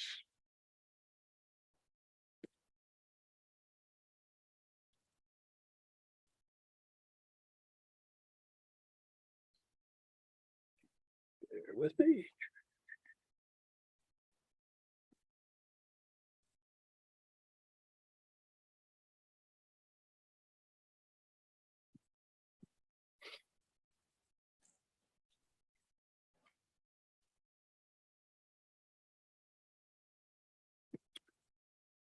Right.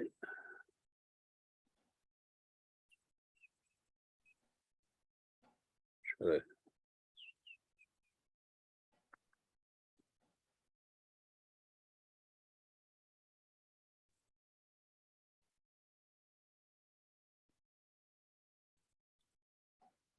Okay, one. How about this one?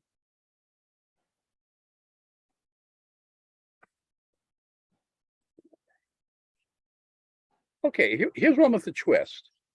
So let me try this one. This.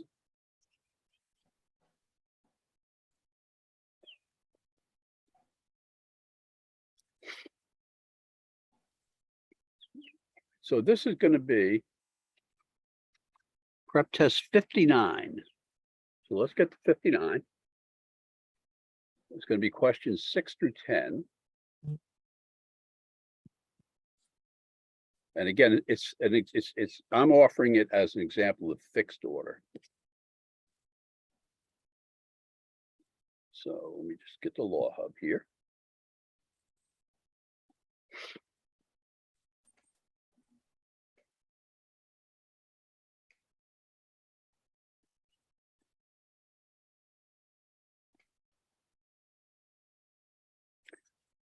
Okay. All right. So I'm on prep test 59, section 1. The questions 6 through 10. So again, you would open this up and you wouldn't know what it was. And you say, okay, let me read this. So we have a curator arranging 7 photographs, and then they give me the letters. On a gallery wall in accordance with the photographer's requirements. So the photographer wanted them a certain way. Next sentence. And again, you stop every sentence. Okay. The photographs are to be hung along the wall in a row in 7 positions, sequentially numbered 1st to 7th. So that's it. So right now, that's order. I don't know at this point, is it relative order? I don't know if it's fixed order. But would everybody agree that after reading that information where you're stopping at the colon and you're saying, this is order. Now I need to find out, is it relative or is it fixed? You guys okay with that? Yes. Yes. Okay. So lo and behold, let me get this. So I need to share. So okay, back here, share screen. Shelby. Oh my. That sounds like Vicky may be showing up. Mhm. That's the bark of a desperate German shepherd. Wait. Stop share. Oh, bear with me now. Share.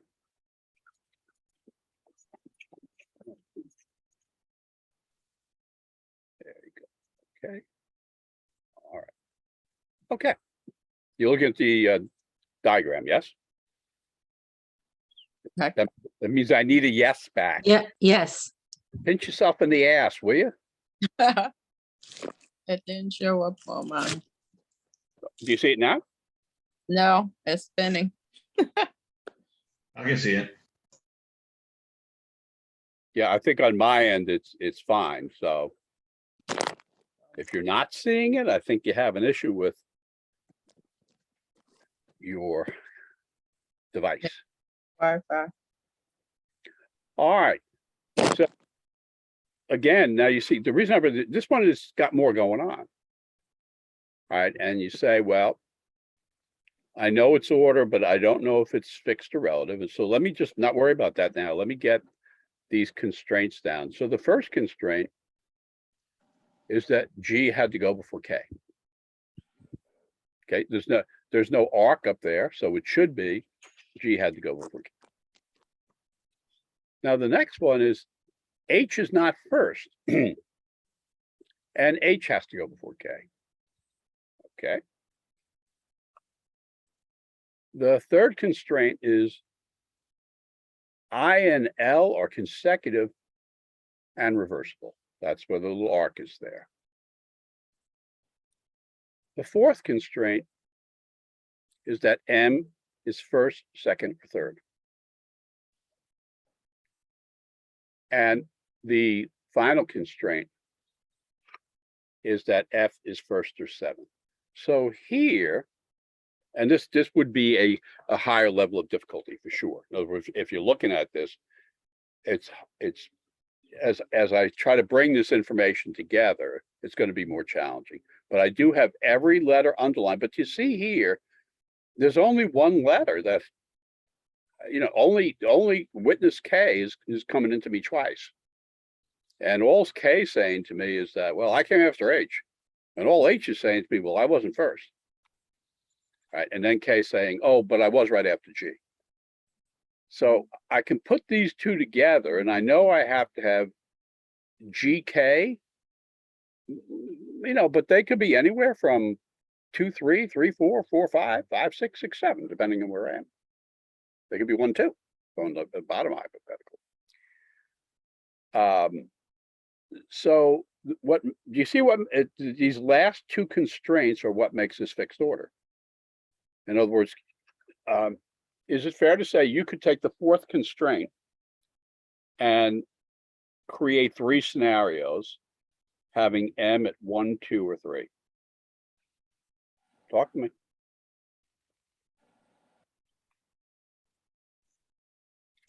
If you don't talk to me, I'm not going to go on.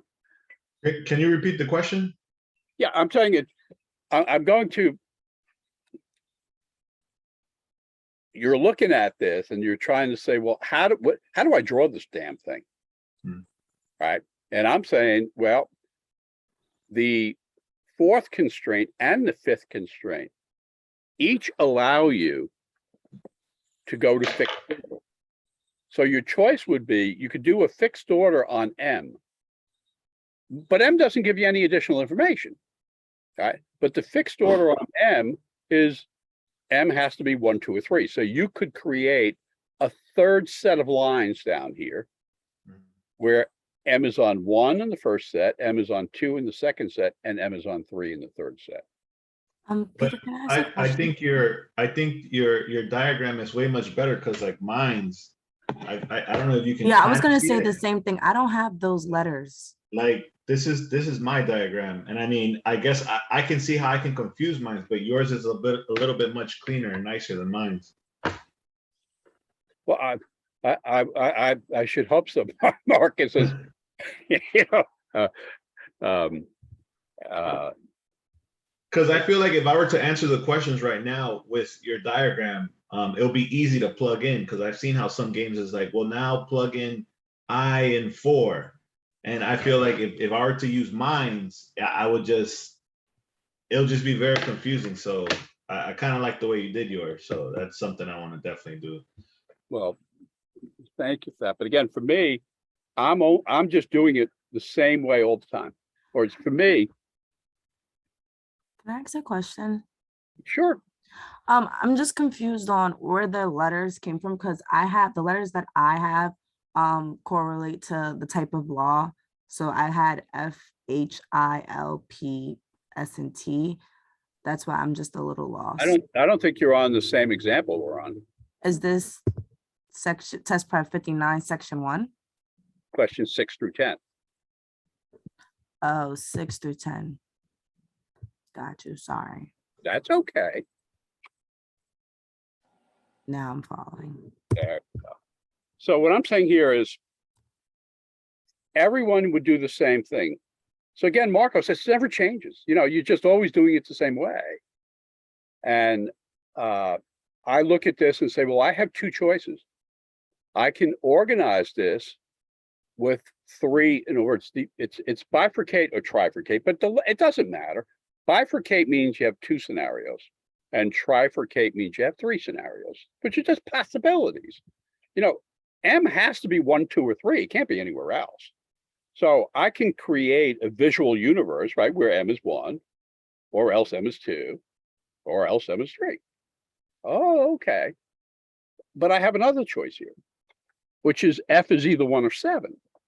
So neither one of them gives me more information. Like if the M gave me information about some other letter or something, then I would probably organize on the 3 possibilities with M. But M doesn't give me any information. And F doesn't give me any information. So you know what? I'm going to go with that. And there's going to be a lot of management in this. So I'm okay with that. There's a lot of management. So I would start here with F at being 1 or 7. And then say, okay, I can draw the M in, right? Because the M's got to be, like, you know, if F is 1 on this top scenario, M's got to be 2 or 3. So I just want to see that. I don't know if it's 2 or if it's 3, but I know it's one of those spaces. And then in the bottom scenario, I'm just taking M and saying, okay, M is 1, 2, or 3. So at least M and F are visual. Now you stop and you say, but that means there are 5 letters that are not visual. And they're the ones I have to manage. I say, okay, take a deep breath. And they come from these first 3 constraints. So now I'm going to bring these first 3 constraints together. And so, you know, if I start with the first 2, H is going to have to come before both G and K. Again, I should have written in here, like, I'll remember it, but I should have written in here, H also cannot be 1, right? So H is coming before G and K, and this is something I have to manage. So now those 3 letters are visual. They're not placed, but they're visual.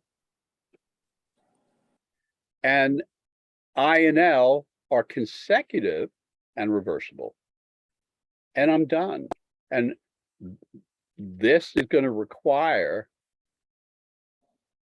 patience and management. And I'm inferring, and I'm not looking at Law Hub right now, but when you have, like, I've got 5 letters up here that they are limited, but they have ranges. The M is limited, but it has ranges. I'm inferring a likelihood that when I get into the questions, they'll provide some additional information. Yeah, but it's much easier to plug in though.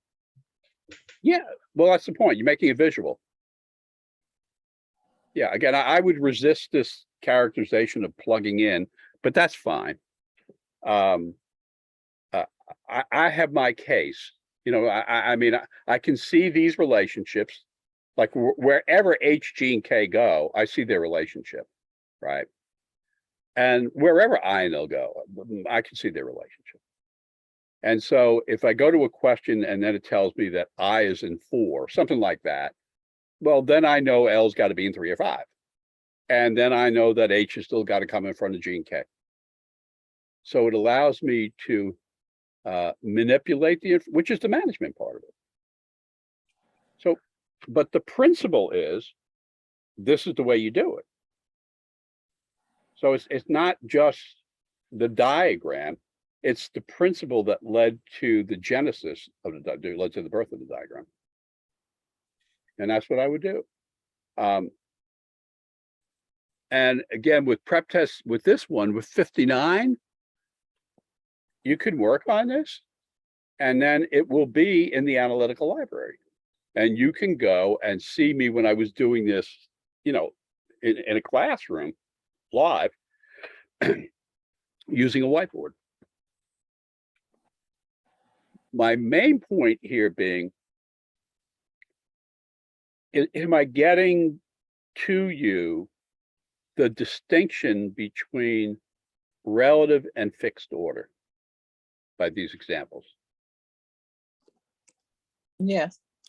Yes. And you're going to be patient, right? Yes. Yes. Yeah. Because Yes. these are high, again, I don't, you know, what is high level? But these are high level skills. They're high level skills. And they take time for most people, not for everybody, but for most of us, they take time to develop. And then it's so easy to, and again, everybody learns differently. So if you've absolutely got to go in there and try to answer questions and interrupt this process of getting the high level skill. The high level skill is that diagram that I draw. Is it drawn correctly? And am I going to be able to manipulate it? Have I made it visual enough? Some people don't need to make it visual at all. You know, again, we're all different. I got a call a while back, not long ago, from a guy who is blind. And, you know, he was saying, do you have any suggestions on analytical? To which I said, well, I'm not blind. You know, I mean, I can't relate to the world you're in because I have my sight, thankfully. But we were able, you know, so I'm saying you've got to do it all in your head. You've got to be able to see in your mind's eye what I can see through my eye. That's what you got to be able to do if you don't have sight. He got a hold of me about 3 weeks ago, and he was disappointed. He was disappointed in his score. He had a 169. And he got one analytical question wrong, so he had 21 out of 22. And he's going to go back and he's going to get his 170, and he will. That person is the outlier. You with me? That if you can show me that ability, well, then you're establishing yourself as the outlier, which there have to be outliers, but outliers are called outliers for a reason. And I do think some of that gets lost. I think in your world, folks who on their best day can get a 157 or a 153 are being told by authority figures that no, you have to get a 170. Well, you're not going to get a 170 unless you're a freak, but this way it is. So if you can show me you can get a 170, then show me. But short of that, stay within yourself, be patient, and you'll be doing this. If you're doing what you're supposed to do and celebrating yourself, you'll be doing this for the rest of your life. This is not some random test. It's just not. I wouldn't have anything to do with it. So let's see if we can get one more example of fixed order. Let me go searching around here. My notes, where do my notes go? Notes.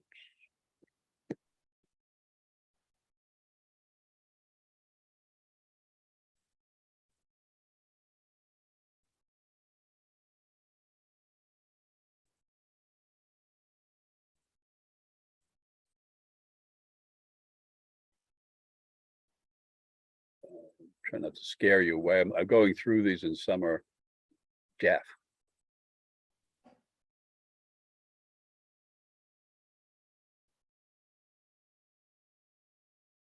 Okay, this is a funky one. Let me see if this one's better.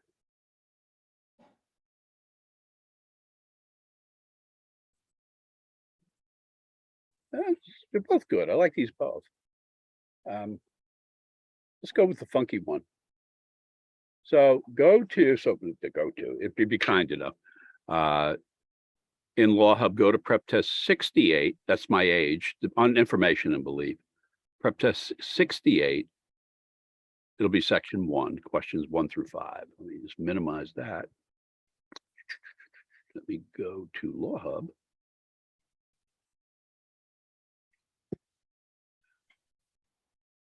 '68.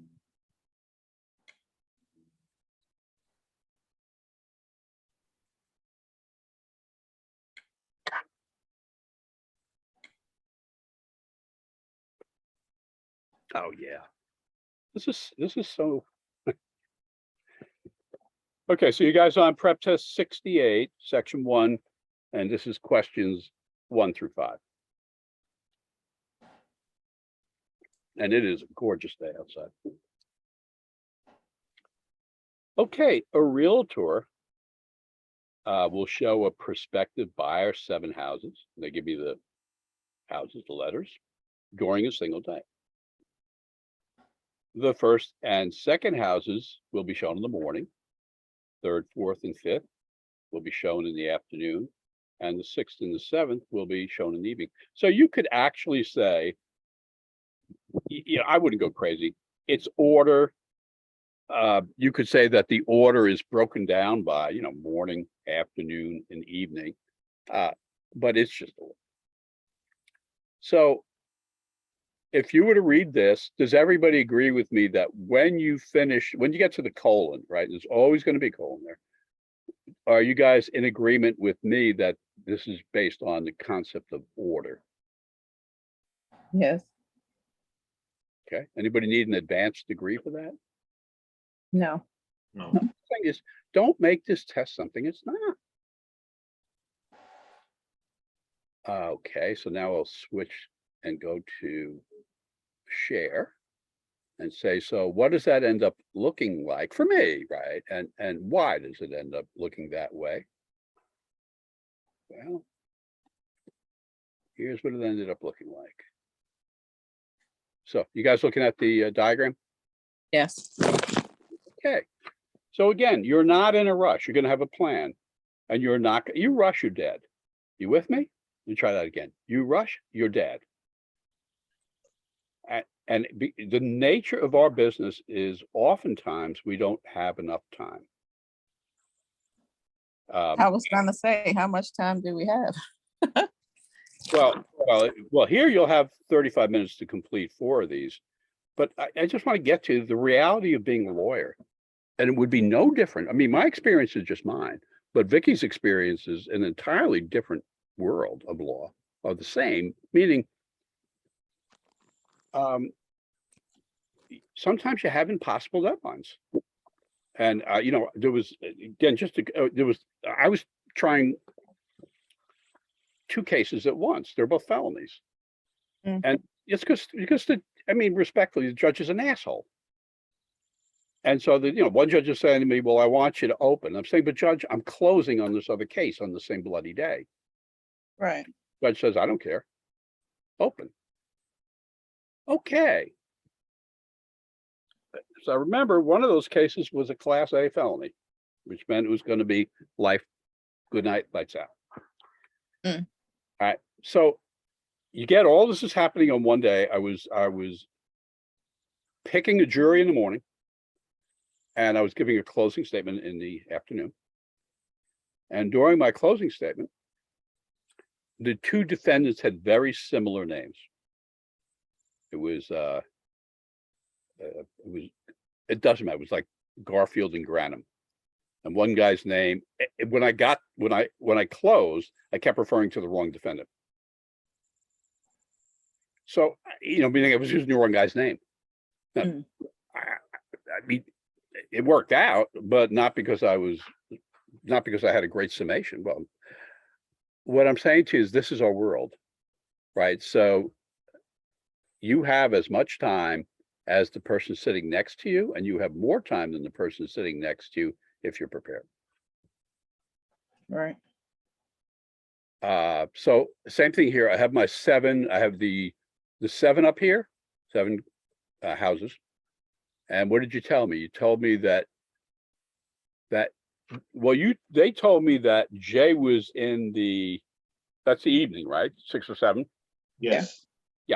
Okay. So you see how the word evening now is interchangeable with the numbers 6 and 7, right? Right. So when I organize this, I'm saying, okay, I didn't write 1 and 2 down, but 1 and 2 represent the morning. The 3, 4, and 5 represent, well, that's the afternoon. 6 and 7 represent the evening. So you have to just slow down and say, okay.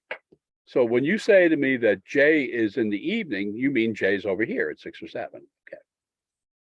When you say that K is not 1 or 2, well, then you're saying to me that right now on this constraint, K is either in the afternoon or the evening.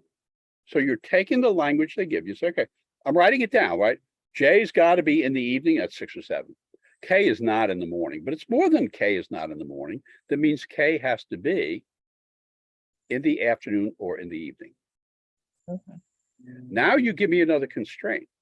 And now you say to me, well, not only is K not in the morning, but K has to be, you have to visit K before both L and M. And that's it. You didn't tell me anything else. So I have information on J, K, L, and M, where K, I have more information about K than J, L, or M.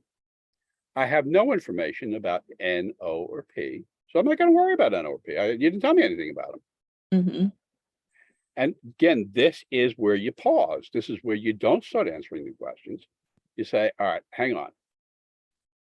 What is the derivative law that comes from this? And I look at the K and I say, well, this becomes fixed order. You could do fixed order just by saying J is 6 or 7, right? So if you started off and you just say, I could put J at 6 or J at 7, that would be perfectly fine. But that's evidence of fixed order. Then you tell me K is not 1 or 2. But then you tell me something else about K, which is K has to come before L and M. And this is where the rubber meets the road. This is that when I say, I don't look, I want to say it's an elevated form of intelligence, but I mean, I have it, so I can't be that elevated. You stop, you pause, you say, well, wait a minute, you're telling me something about K. If K has to come before both L and M, and J has to be in the evening, doesn't that mean that K has to be in the afternoon? Yes. Come on, talk, because Yes. this Yes. is what people don't do because they don't have enough time. Well, that's great. Then you're gonna rush, and then you're not going to put your case together. So I'm saying, wait a minute, because I can just do J6 or J7 and go that way. That is an option. But this is fixed order. And I'm saying, but is there a better way? And I'm saying, well, yeah, wait a minute. I now know the K cannot be in the evening. Okay. So what are the implications of that? Well, if I did a third, say you did 3 of these hypotheticals, right? So let's pretend there's a third one at the bottom, and that I started out by putting K at 3, K at 4, and K at 5, right? Meaning, you know, like the last house in the afternoon. But if I put K at 5, it wouldn't work, right? Because L, M, and J all have to come after K. So K cannot be 5. Do you guys see it? Right. And therefore, K must be either 3 or 4. Does that stay with me one step at a time? Does that make sense? Yeah. Okay. Well, then I want to bifurcate on K at 3 or 4. So I put K at 3 and K at 4. And now I say, okay, well, if K's at 4, what do I know? Well, then L's going to have to be at 5. And M and J have to be in the evening. I don't know which comes first, but they have to be in the evening. You guys see that? Right. So in that bottom scenario, N, O, and P will be the first 3 houses selected, not necessarily in that order, but those. So I'm not writing that in. I mean, I can see it, right? That houses 1, 2, and 3 are going to be N, O, and P. In I don't care what order, that's what they are. When you tell when K is the 4th house that's seen. When K is the 3rd house, you just stop for a second. It's going to answer every question. So what happens when K is 3? Well, I still have the relationship of L and M, and I still know that J's got to come in the evening. So here's some management, right? Which is L cannot be in the evening because M's got to come after L, right? So you can't put L in the evening. So L's either going to be in the afternoon, you know, the 4th or the 5th house. M could be either. M could be in the afternoon or M could be in the evening.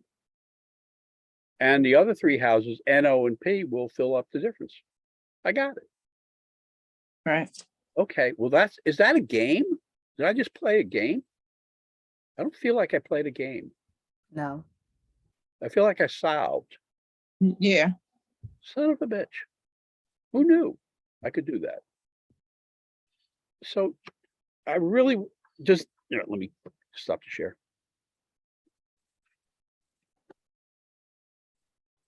So did that make sense? Yes. And again, just like in law school, what we're doing is we're taking a principal topic. So the first principal topic was relative order. And then we're trying to become familiar with it through the use of examples. The second principal topic is fixed order. And we're trying to become familiar with it through individual examples. And I'm not concerned about getting them right or wrong. If you are able to produce these diagrams, you will navigate this section with some material success. But if you're making progress and then you halt the progress because you want to work on question number 4, which is you have no clue what they're doing in question number 4. Don't you get that your mind now is off where it was? Yep. So it's a process of building blocks. And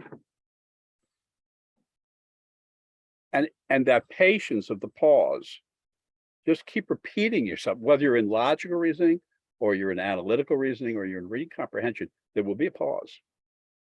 And the pause is where you're collecting your thoughts. And you'll have a plan that allows you to do that. Because these diagrams don't answer one question. These diagrams answer every question. Right? So if you have 6 questions in the hypothetical you're working on, typically the first question will be a rules question. Typically, you don't need any diagram for the first question. But the diagram will solve every other question. So there's no redrawing of anything. You simply put the information in. If you get new information, you work the problem with that information, and then you just erase whatever the information was.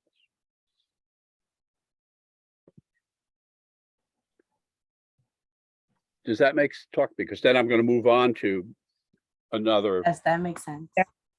Yes. Well, you know, if you can learn this way, I'm telling you, this is how law school. Hey, you buddy, get out of here. Get out. It's the woodpecker in the woodpecker is sitting. You can see that. See that, but that the woodpecker is on a hummingbird feeder. Oh, So in defense of the hummingbirds, I have to. I mean, hang on, it's just, hey, you buddy, get out of here, will you? Nah, don't come back.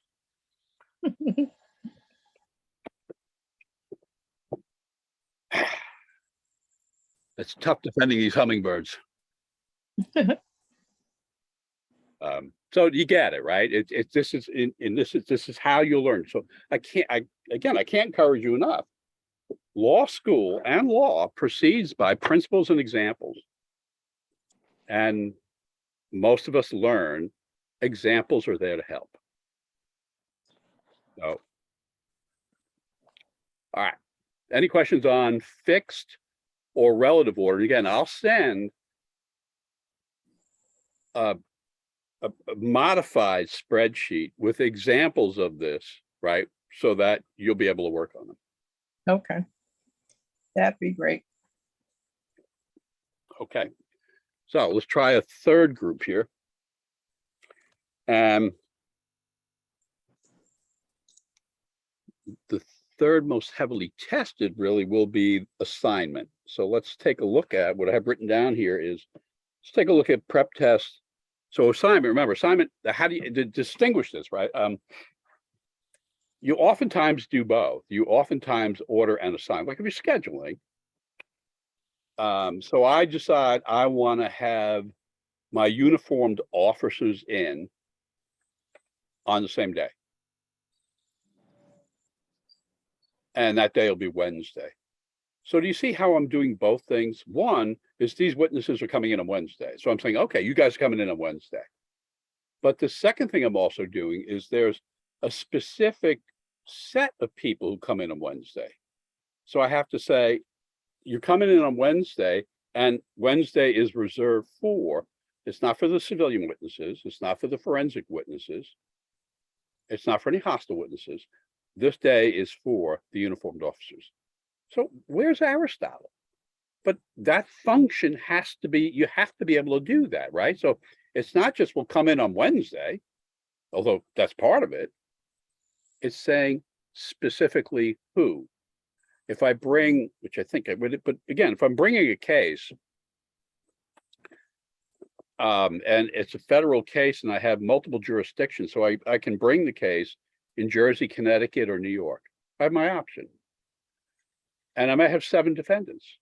And so I may say, well, I want to order these defendants. I want to say, who do I want to try first? But then I'm also saying, what jurisdiction do I want to try them in? So I may want defendant Smith to go first. And then I would have a reason for that. I'd say, well, we got the strongest case against Smith. And my sense is he's the most likely to fold and cooperate. So I want him first. I want him to fold. I want him to feel pressure. I want him to fold. And then I'm going to move against the other 6. But Smith we may not be able to try Smith in New Jersey for calendar reasons. May have nothing to, we just can't get on the calendar.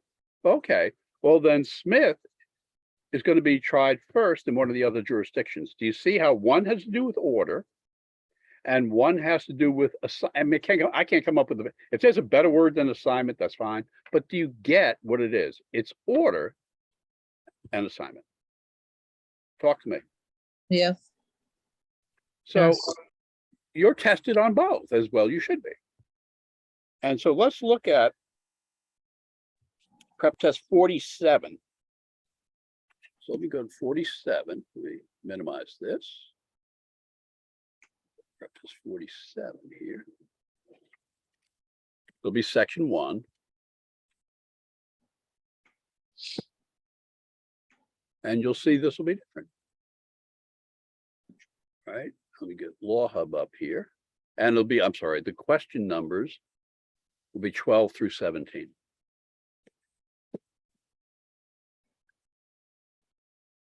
You've got to be methodical, you've got to be thorough, and you've got to handle the pressure. That's not what I want. Bear with me as I. Law, where did my Law Hub go? Okay. 47.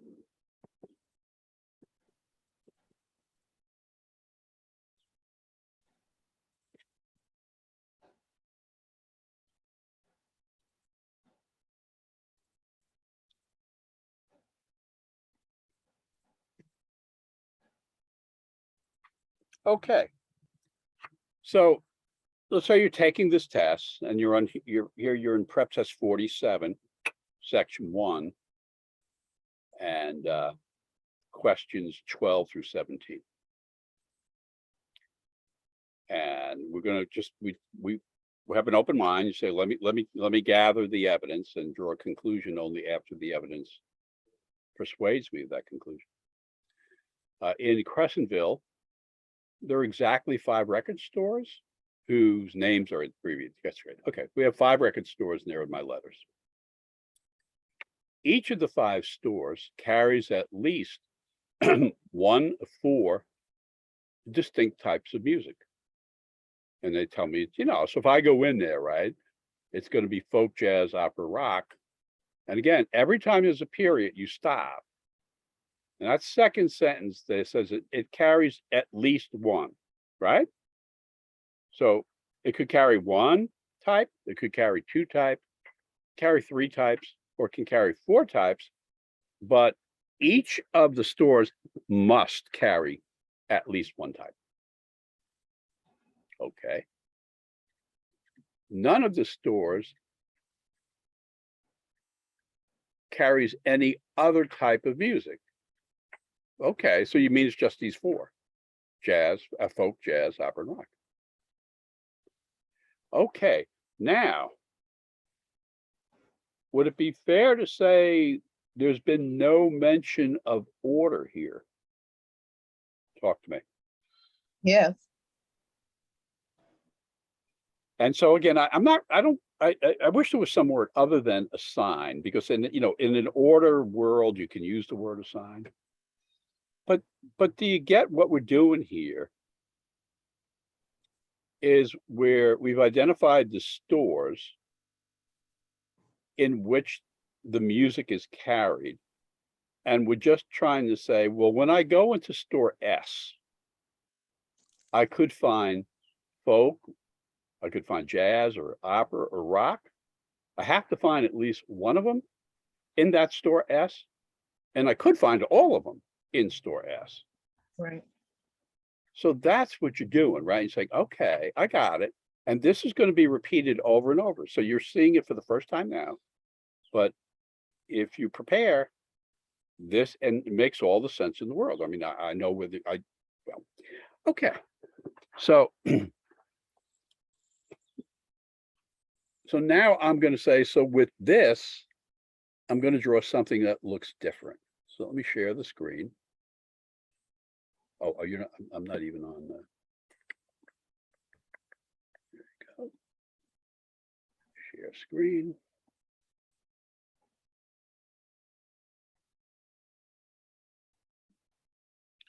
Now, again, you don't have to do it the way I'm doing it. You want to experiment. This be a great thing to do, like in the study group, is come up with different ways that you're comfortable organizing the information. You know, because I can only do what I do. So here, and I'm gonna need a split screen to choose this as well. So I've got the 5 letters up here. And what I'm doing here is you're creating columns and rows. That's what you're doing. And it doesn't matter which way. Like I have the stores, they're going to be the rows, right? It's going to be row S, row T, row V, row X, and row Z. So the row is the vertical column. I'm sorry, I got the wrong, the column. Schmuck. The column is the vertical, right? So it's going to be column S, column T, column V, column X, and column Z. Across which run rows, which are, you know, the type of music, the folk, the jazz, the opera, the rock. And what I'm trying to do is at the bottom here, I want to be able to say, okay, can I identify when I get to store S, right? What, if any, information have I gathered? And I want to do that with all of these stores. What, if any, information have I gathered? So here,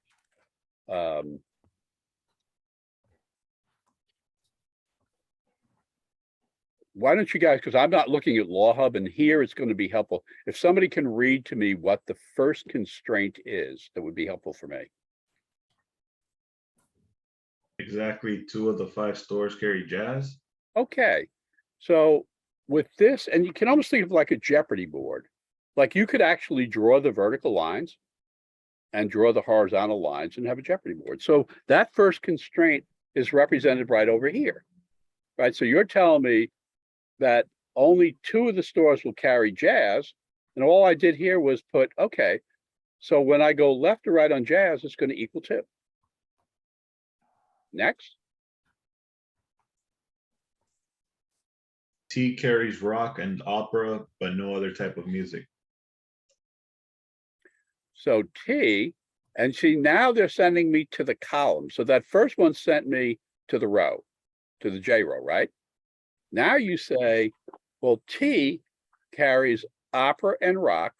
So I have check mark there, but no other music, which means it does not carry jazz and it does not carry folk. So I've represented that. Okay, next. S carries more types of music than T carries. Okay, so S carries more than T.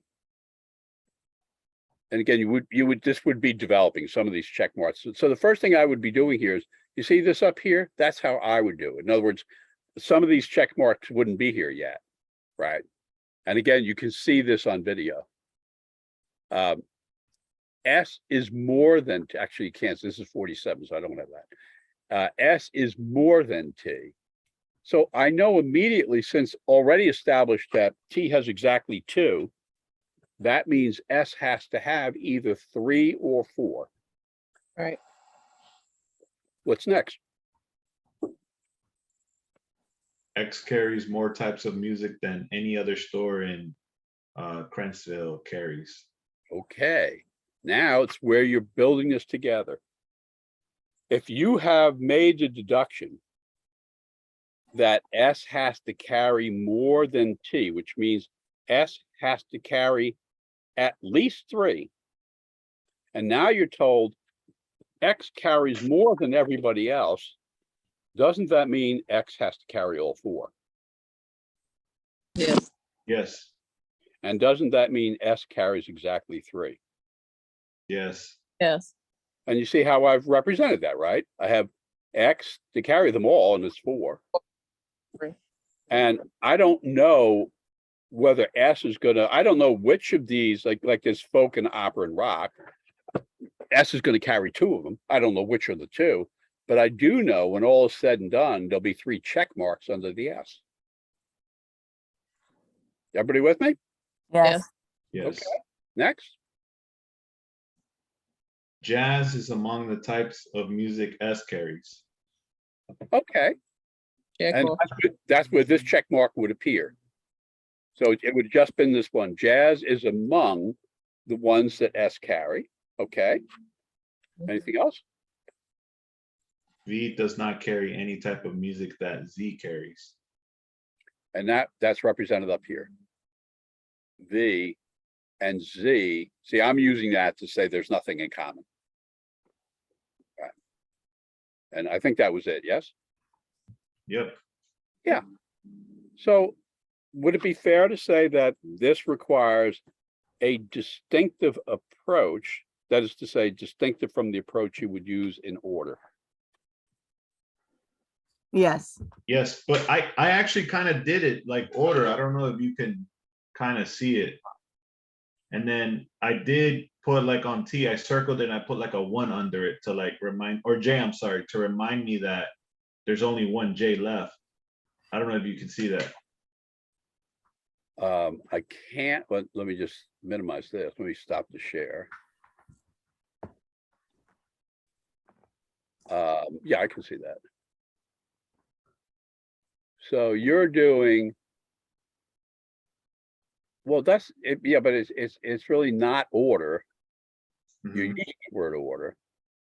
But what you have here going horizontally are the 5 stores, Mhm. right? And then what you're using vertically are the music the stores carry. So you're doing just what I did, which is perfectly fine. Just using, basically different shorthand. But the fact that you're drawing something from left to right does not mean it's order. Order is, did somebody go first, second, third, fourth, or fifth? That's not here. Yeah, got it. So, but yeah, Marcos, what you've done is, as far as I'm concerned, so long as that's getting you to right answers, absolutely, rock on. All right. Cool. Let's try one more. And because really, if you can work on an assignment, those are great. Let's go. Next one I have here is prep test 55, questions 1 through 5. Just minimize this. 55.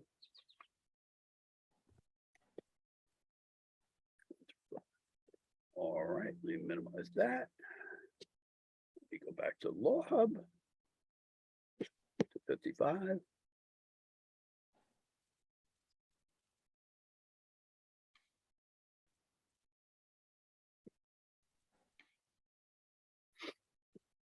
So it's 55, section 1. Questions 1 through 6. And again, I'll read it, but just you practice and you practice and you practice, and then you forget you exist. You certainly forget that you're nervous. And say, okay, what's my first piece of business? And that is, what's the organizational principle I'm looking at? Okay, there are 6 law students, they give me letters, in a trial advocacy class. Okay. The class is divided into 3 trial teams, excuse me, team 1, 2, and 3. So that sounds like assignment to me, right? Meaning, sounds like you're assigning the students to teams.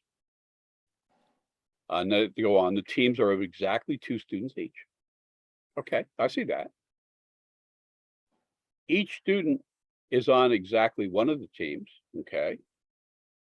Each student prepares exactly one of either the opening argument or the final argument for his or her own team.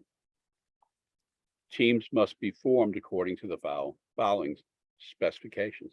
So you stop for a second.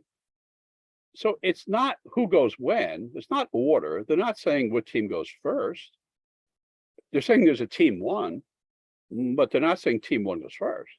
There's a team 1, team 2, and team 3. And I'm taking these 6 students and, just like in regular life, I'm saying to Little, hey, Little, You are giving the opening on team 2. So that's assignment.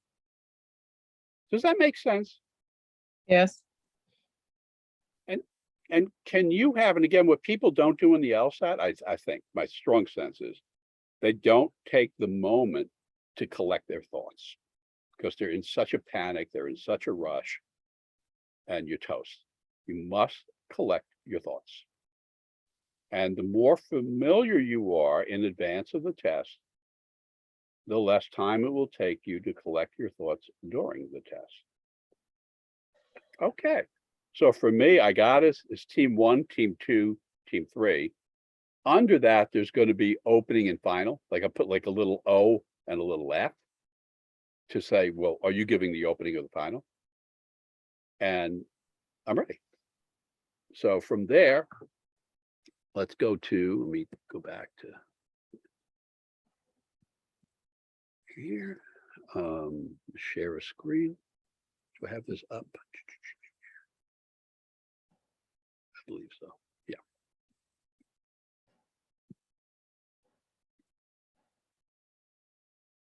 Okay. Bada bing, bada boom. This is our 8th example. Is it fair to say that the routine I have is visible to you? Yes. Yeah. Yes. Right. And I'm not saying you need to. I'm saying whatever you do, you want to have it routine.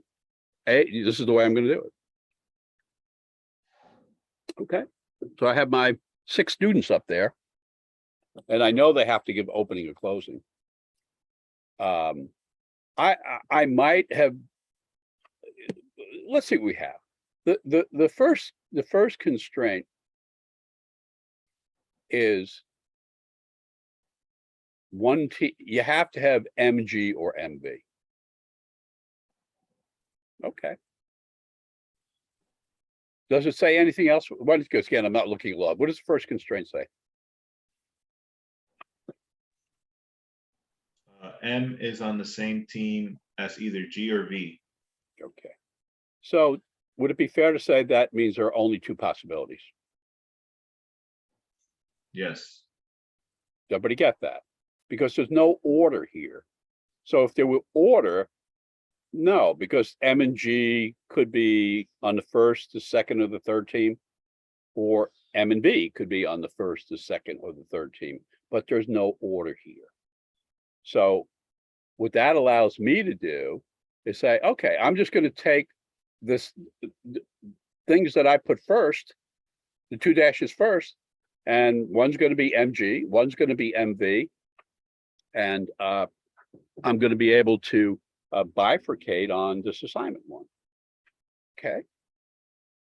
And the next constraint is that L has to give an opening. And again, it's so important. There's no order here.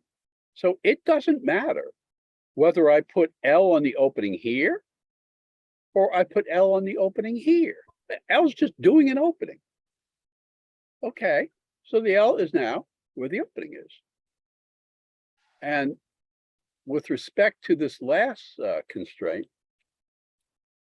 either G or R, but not both, will give a final statement.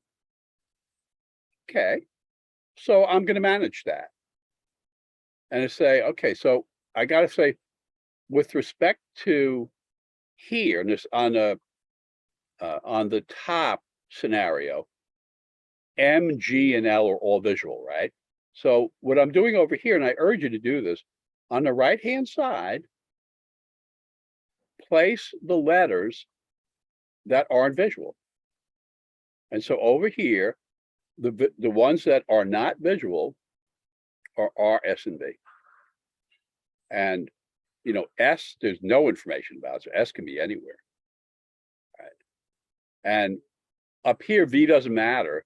I mean, V can be anywhere, because the only thing about V is, you know, V was either going to be with them or G is going to be with them, right? So in this top one, G's with them. So there are no more constraints on V. There are no more constraints on S. And the constraint on R is that R can only give a final, you know, basically if G does not give this final. G gives this final, R can't give a final, right? Because that's what this rule says. And then on the bottom, a little bit different here, right? Because down here we know about M, V, and L. Whereas on the top scenario, we knew about M, G, and L. So on this bottom one, I know about M, V, and L. So the three letters that are left are R, S, and G. Okay. S I know can be anywhere, right? Because S, there were no constraints. G, it can be anywhere because the only thing about, well, G's restricted by where R is, you know, but the only thing I have to worry about in this bottom one is to make sure that both R and G do not give final statements. So long as I do that, I'm home, and S can be anywhere. Although actually S cannot give this opening statement, because if S down here gave the opening statement, then both R and G would be giving final statements, and you'd violate that rule. That's it. I'm ready. Do you see it? Come on, talk to me. Yes. And what's different here, what strikes me as really different, is you're not seeing this as the first team, the second team, or the third team. It's not an order thing. It's on a given team, M has to be with G or else with V, which means I can put it anywhere and just make it visual. All right. Okay. So did we navigate our way through two examples of the assignment hypothetical? Yes. Yes. Okay, we covered a lot. Yes. All right. And what I want you to get, again, you got to do what you got to do, but I urge you, the solving part is what everybody wants to do, which is, yeah, I mean, I get it, right? But if you organize and manage, which is what this, all I did today was organize, I didn't solve a damn thing. I don't have to, because it's going to work. It's not going to work on questions from hell, but it's going to work on any question designed to be gotten correct by a regular person. I'm going to get correct, and that's most of the test. Right. Well, I should say regular lawyer. This is not a regular person test, it's a regular lawyer test. And you know, when we come back, and again next week, we're not going to be in session. But now you have this 2 weeks. Don't forget about logical, you know, don't put it down. Keep working the logic. You want to start doing two things at once now, right? You want to continue with the logical and pick up the analytical. And know yourself. If you're not making progress in something, set it aside. You know what I'm saying? So if you're struggling in analytical, just set it aside. You go back to the logical. You're not going to learn if you're not engaged. And so you'll be able to work on what I send you, which will be some of the examples. But into, you know, rely on yourself, rely on, you know, getting in there and identifying whether something is fixed order, whether something is relative order, or whether something is assignment, and leave the other stuff alone for now. You know what I'm saying? It really isn't much other than that. But if you're seeing one that it just, you don't really see it as assignment or order, well, there's probably a reason for that. Leave it alone. And practice. I'm telling you, the key to this is that diagram and developing the derivative law. And that's, you know, that to me is the elevated intelligence. Get that, you'll be fine. So anything else? Could you Could you be noisier when we come back? No. Oh, I have a question. Sure. Are we still having calls on Friday for those of us that do have Oh, calls? no, Okay, no, because I'll be traveling on Friday. So yeah, the calls will be, they'll be the same number of calls, but yeah, they'll run a week later. okay, Good question. thank you. Anything else? All right, well, if there's nothing else, you all have to go away now. Okay. Now you get out there, have a wonderful Saturday, make it the best Saturday ever. It's not coming back and neither are you. So don't let it slip away. you too. Thank you. Thank you, Peter. Have a good Saturday. Thank you. Thanks for being here. Have a Thank great you. trip seeing your grandbaby. Thank you. Happy birthday to him. Thank you. You're welcome. Have a great weekend, guys. Thank Bye. you. Likewise. Safe travels, Peter. Take care, everybody.